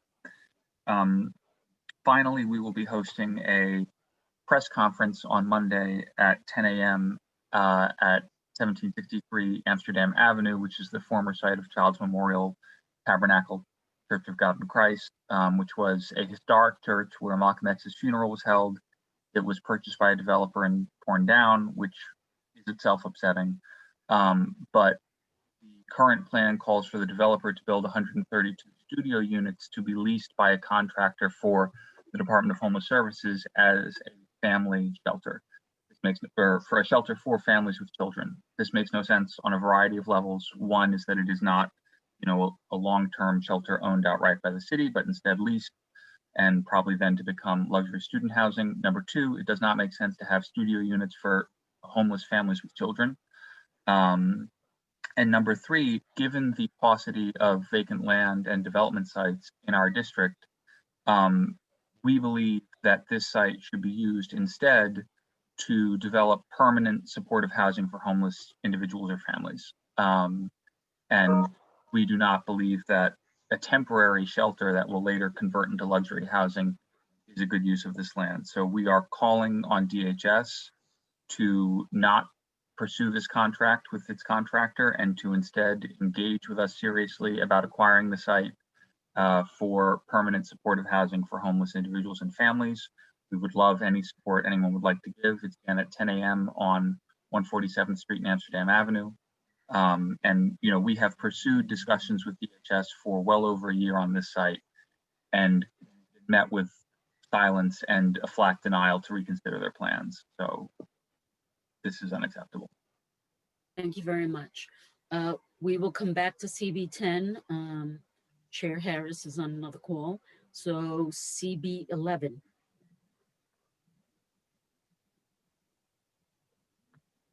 Community Board 11. Xavier Nilsa. Yes, I'm here. I think Nilsa is still on. See if she's Hello, do you hear me now? Yes, we do. I'm going to give a quick report, and then if Xavier wants to add anything. Our committees have been discussing several things this month, including the ongoing concerns regarding drug treatment programs. And so CB11 is looking to engage the community potentially in forums going forward to get a sense of what the community feeling is. We currently have one provider who's been in our community for 60 years who needs to relocate and is looking to relocate within our community. So we've been in discussion with them regarding feasibility of locations and the desirability of services that they look to continue to provide. We have engaged with Children's Aid as part of their advisory board, and it looks like they're moving forward with the construction of a new location for Children's Aid on 101st Street. So that is a work in progress. We continue to discuss the need for vaccination sites within East Harlem, as well as robust vaccinations, having vaccinations available. To that end, the Harlem Center came to us to present that they are currently giving out vaccines as long as they are available. We've been working on our responses to the released budget. We've had several presentations from city agencies regarding the services, including DCNY, their commercial waste carting zone proposed rule change. We are also discussing policy intervention to promote vehicular safety. We're promoting the PPP program. We, as I said, the work continues. And so I'm just going to let Xavier chime in if he has anything else he'd like to add. And I'd like to wish everyone a happy new year and my condolences for the death of Anthony Notaro. Thank you, Nelsa, and thank you, everyone. Likewise, our condolences. As Nelsa mentioned, our response, we are already preparing our response to the budget. I want to give a special thank you to Councilmember Ayala and Councilmember Kalos for coming out and for, as I put it, to my little ones, drawing it out in crayon and giving us our little cheat sheet. We've seen some discrepancies that we would like to call attention to, and we're continuing our work and facilitating our relationships with all three of our council members. We are also continuing on our work with developing our interagency relationships and with each of our committees and pushing that cultural change on the board to not just be about a one and done, but more about developing, maintaining throughout the year. We have some other, a lot of our new membership are very eager to get involved and now found their footing in the virtual world and are finding ways to activate. So we're continuing that cultural push, and we look forward to our continuing projects with our Uptown community boards and with CB8 and all of you. So I'll drop my information in the chat. Thank you. Please stay safe out there. Thank you. Community Board 12. Hi, my report will be as brief as possible.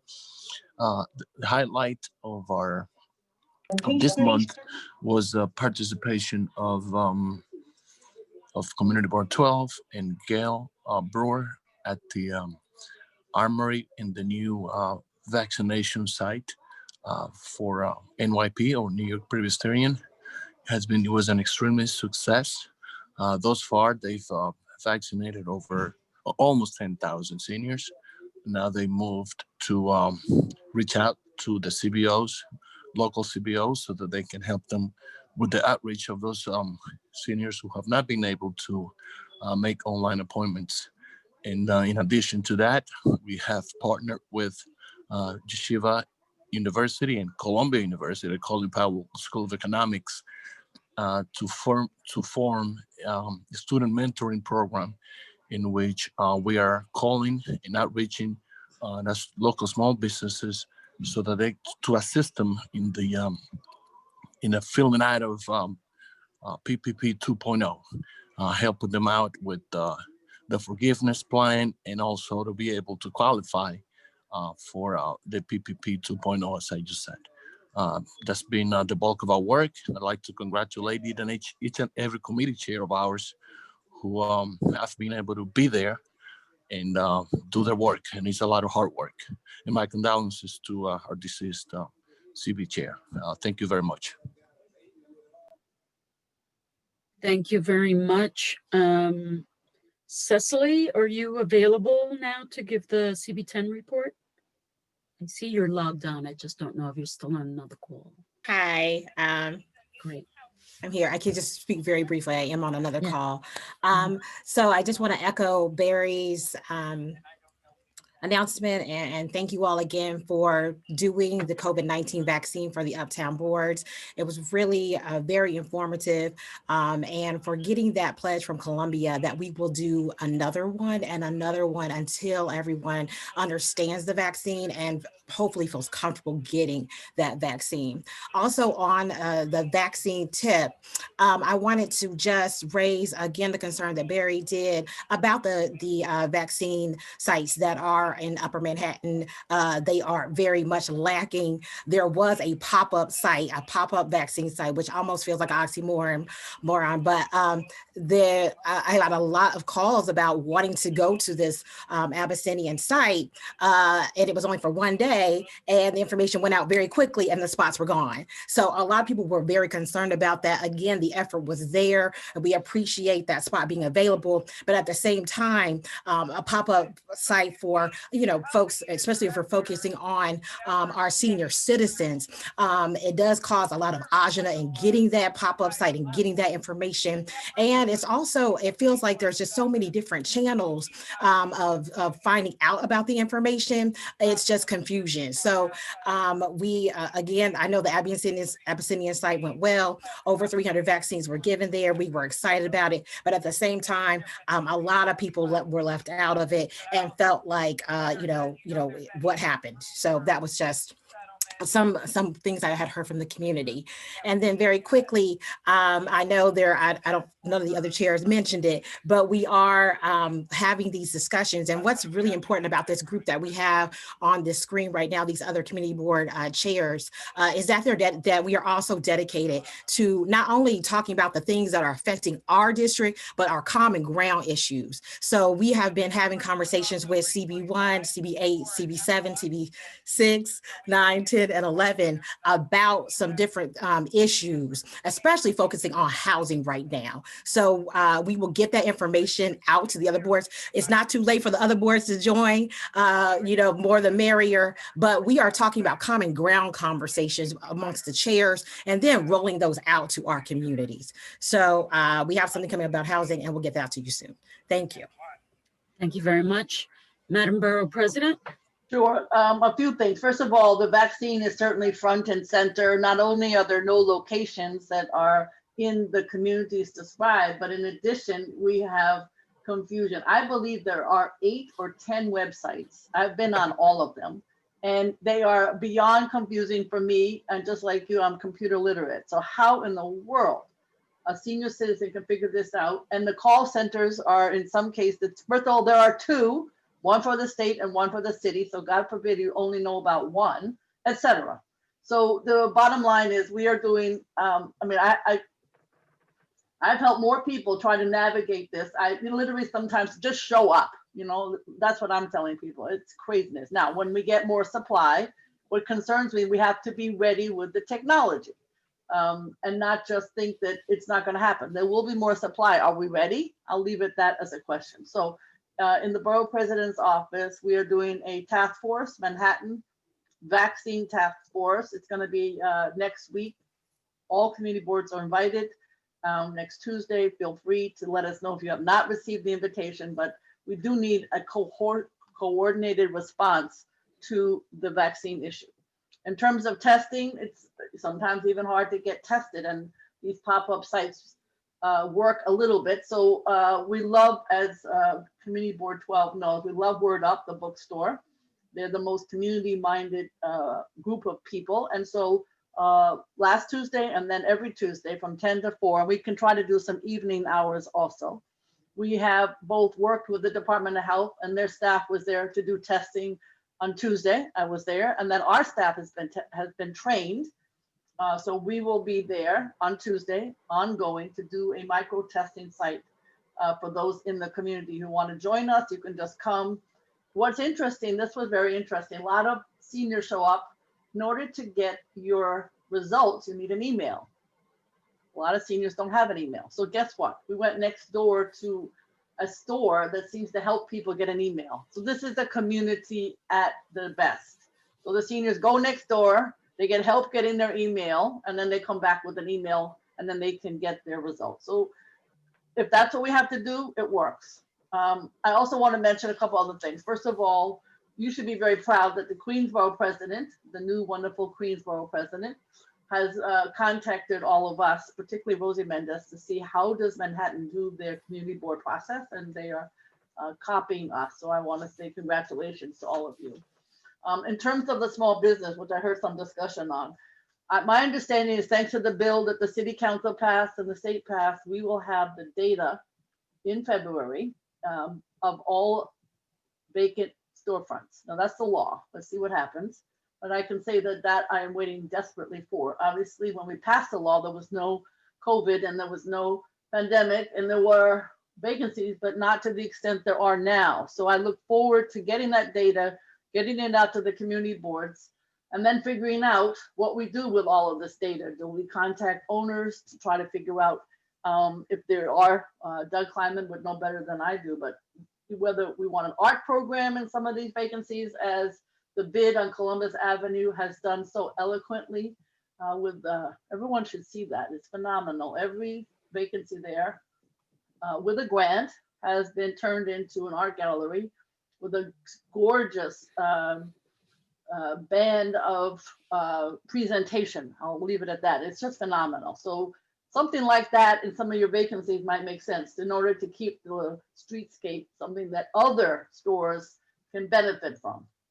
I want to mention in terms of housing, we do have an affordable task force, housing task force that Hallie Chu has done a great job on. And obviously one of the issues, there's many suggestions coming out of it that hopefully will mirror some of the things that Board 10 was talking about.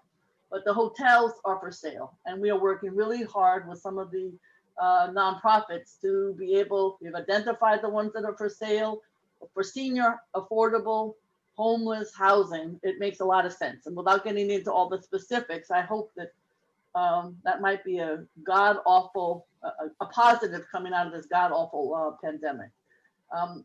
But the housing issue is front and center of all of our problems.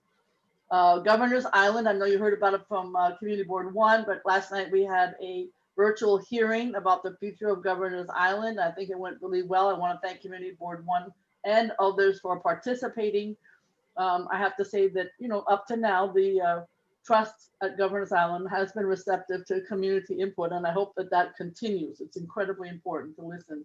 A lot of good suggestions, and if I had my way, it would not be a tall building on Governor's Island. Police reform toolkit. I heard we had an excellent discussion with the mayor's office and others this morning, but I hope that you will look at this police reform toolkit. The information is in the chat as you have your discussions about what police reform looks like.